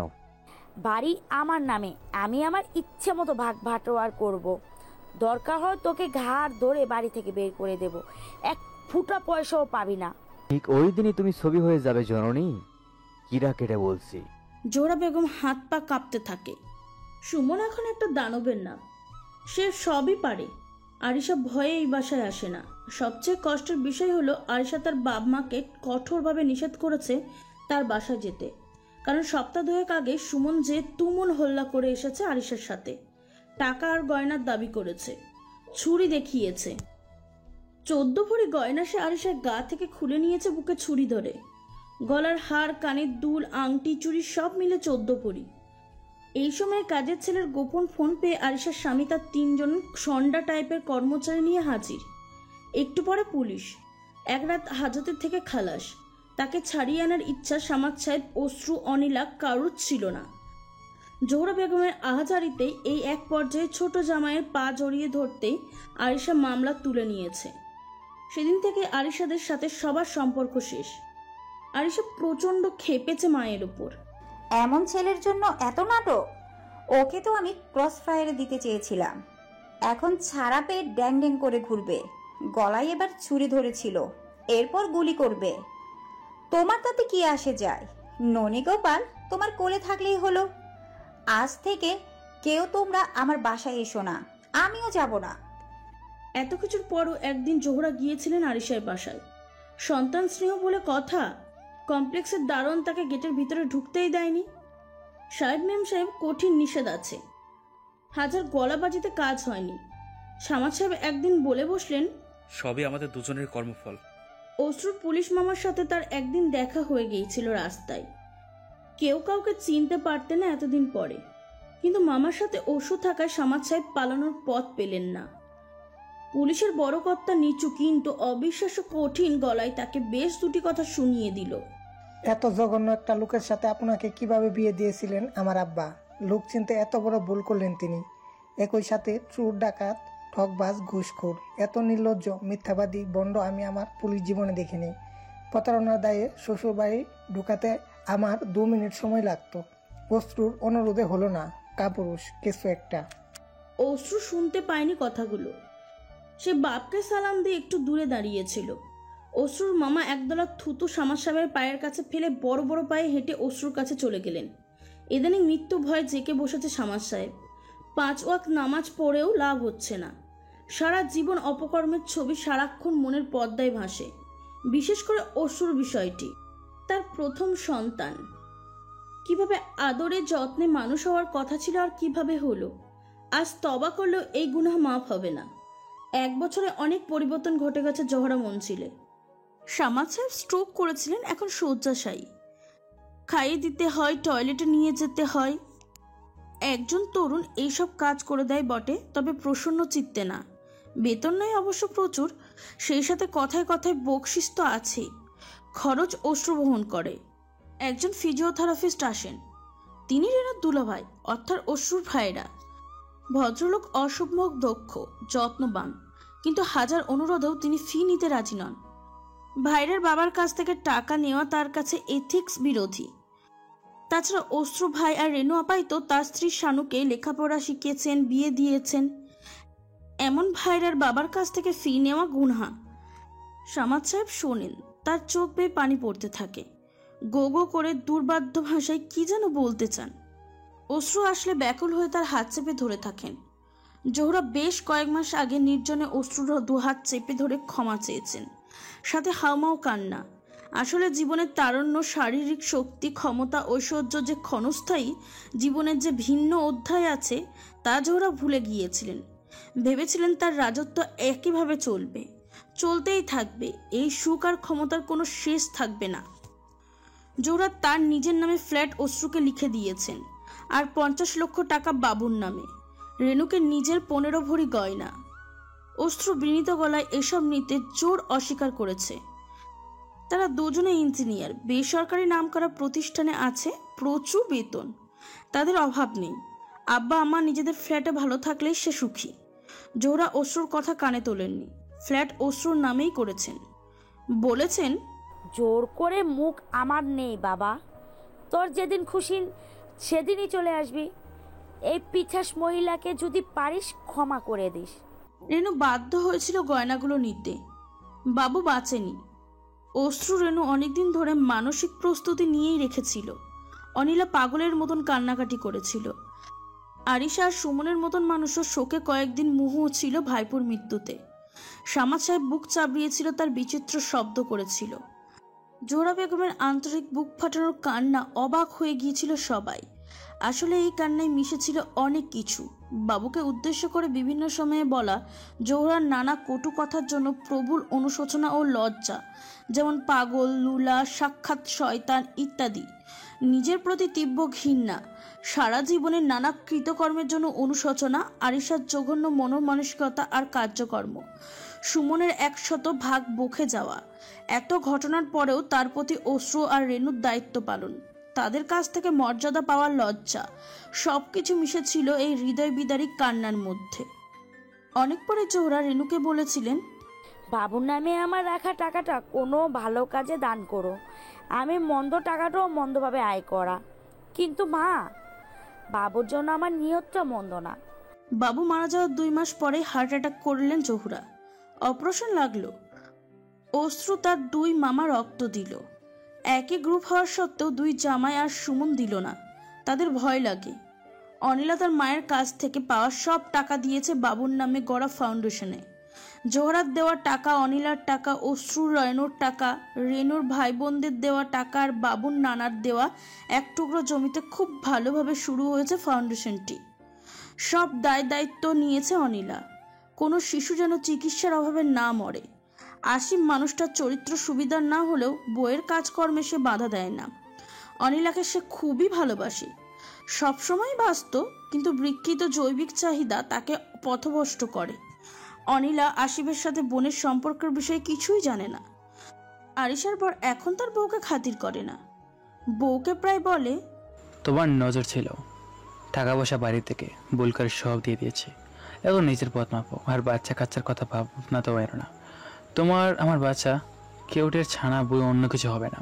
বলতে গেলে আরশির সব গয়না খেয়ে নিয়েছে ছামারটা, আবার বিয়ে করার ইচ্ছা বোধ হয়। আরশার থাকলো গুলশানের বিশাল প্লেটার 50 লক্ষর মতো টাকা, সামান্য কিছু গয়না, মায়ের দেওয়া প্লেট, টাকা, গয়না কাঠি। আরিশার শ্বশুর তার ব্যবসার একটি বড় অংশ পুত্রের প্রথম স্ত্রী আর নাতির নামে লিখে দিয়েছেন। বিশেষ করে সবচেয়ে লাভজনক পরিবহন ব্যবসা। তাদের অবর্তমানে বৌমা আর তার মেয়ের যেন এতটুকু সমস্যা না হয় তার সব ব্যবস্থা করেছেন তিনি। আরিশা ও তার স্বামী ধানমন্ডির ওই বাসায় নিষিদ্ধ। সুমনের বাড়াবাড়ি সীমা ছাড়িয়ে গিয়েছিল অনেক আগে। সব বাড়াবাড়ির অবসান ঘটল দায়ের কোপে নিজের বাড়িতে কাজের মেয়ের হাতে। এককালে জোহরার খুব ইচ্ছা ছিল তার ছেলে মেয়েদের ছবি পেপারে ছাপা হোক। সুমনের ছবি দেশের সব সংবাদপত্রে কয়েকদিন ধরে রমরমা কবর সহ ছাপা হলো, 2-1টা ম্যাগাজিনেও চাপা হলো। সবাই ছিছি খার করলো, কেউ থুতু ফেললো। বইটা ছাত্র হয়ে এত নোংরা। অনিলা আরিশার স্বামী যার যার বউকে কথা দিয়ে ধুয়ে ফেললো। পাহাড় সমান কষ্টের মতো জোহরা একটু স্বস্তি পেলেন কি? কিছু ভালো লাগে না, খেতে ইচ্ছা হলে খান, নতুবা রেনু বা অনিলা প্রতিদিন এসেই সাধ্যমতো চেষ্টা করে তাকে খাওয়াতে। চুল বেঁধে দেয়, গল্পের গুজব করে। জোহরা চুপ করে বসে থাকে। জীবনে কতটুকু অংশ আর অবশিষ্ট আছে, প্রায় পুরো অধ্যায় কেটে গেল অমানুষের মতো। 1 ঘন্টা লোভ, হিংস, স্বার্থপরতা, মিথ্যাচারিতা, ঠকবাজি করে। জীবন নাটকের শেষ অঙ্কে এসে খুব মানুষ হতে ইচ্ছে করে। আপনি এখন পর্যন্ত কিছু খাননি? সন্ধ্যা 6টা বাজে। শুকিয়ে কি অবস্থা আপনার? রেনু, স্যুপটা খাইয়ে দাও তো। উঠুন, স্যুপটা খান। আপনার পছন্দের খাবারগুলো রেনু নিজে রেঁধে এনেছে। উঠুন, খান। আমাদের দিকে তাকান। আমাদের বাবুও আমাদের ছেড়ে চলে গেছে। আমাদের বুকের ভেতরেও দগদগে ঘা। এই ঘা কখনো শুকাবে না, কিন্তু তাই বলে থেমে থাকলে চলবে? আমি সুমনের সুখে শুয়ে থাকি। কে বলল তোকে? আমার আসলে কিছু ভালো লাগে না রে। আর আমি এখন মরলেও ক্ষতি নেই, আমার কারোর দরকার নেই। কে বলল আপনাকে কারোর দরকার নেই? অশ্রু, ঠাট্টা করছিস বাবা? মোটেও না। আপনাকে দায়িত্ব নিতে হবে। বাবুর ফাউন্ডেশনের চেয়ারপারসনের দায়িত্ব। অনেক কাজ। এখন শুয়ে থাকলে চলবে? কেমন দাদি আপনি? কয়েকদিন পর জোহরা চিৎকার করে কাঁদতে থাকেন। কেমন করে আমাকে তোদের বাপকে ক্ষমা করলি অশ্রু? রেনু, কেমন করে আমাদের এত খেয়াল করিস তোরা? অশ্রু, সে ছোটবেলার মতোই আমাকে আবার মা বলে ডাকবি? সত্যি আমাকে মা ভাবতে পারবি? অশ্রু চুপ করে থাকে। জোহরা বেগম দীর্ঘশ্বাস ফেললেন। কিছুক্ষণ চুপ থেকে অশ্রু জোহরা বেগমকে জড়িয়ে ধরে। তারপর অস্পষ্ট গলায় ডাকে, মা।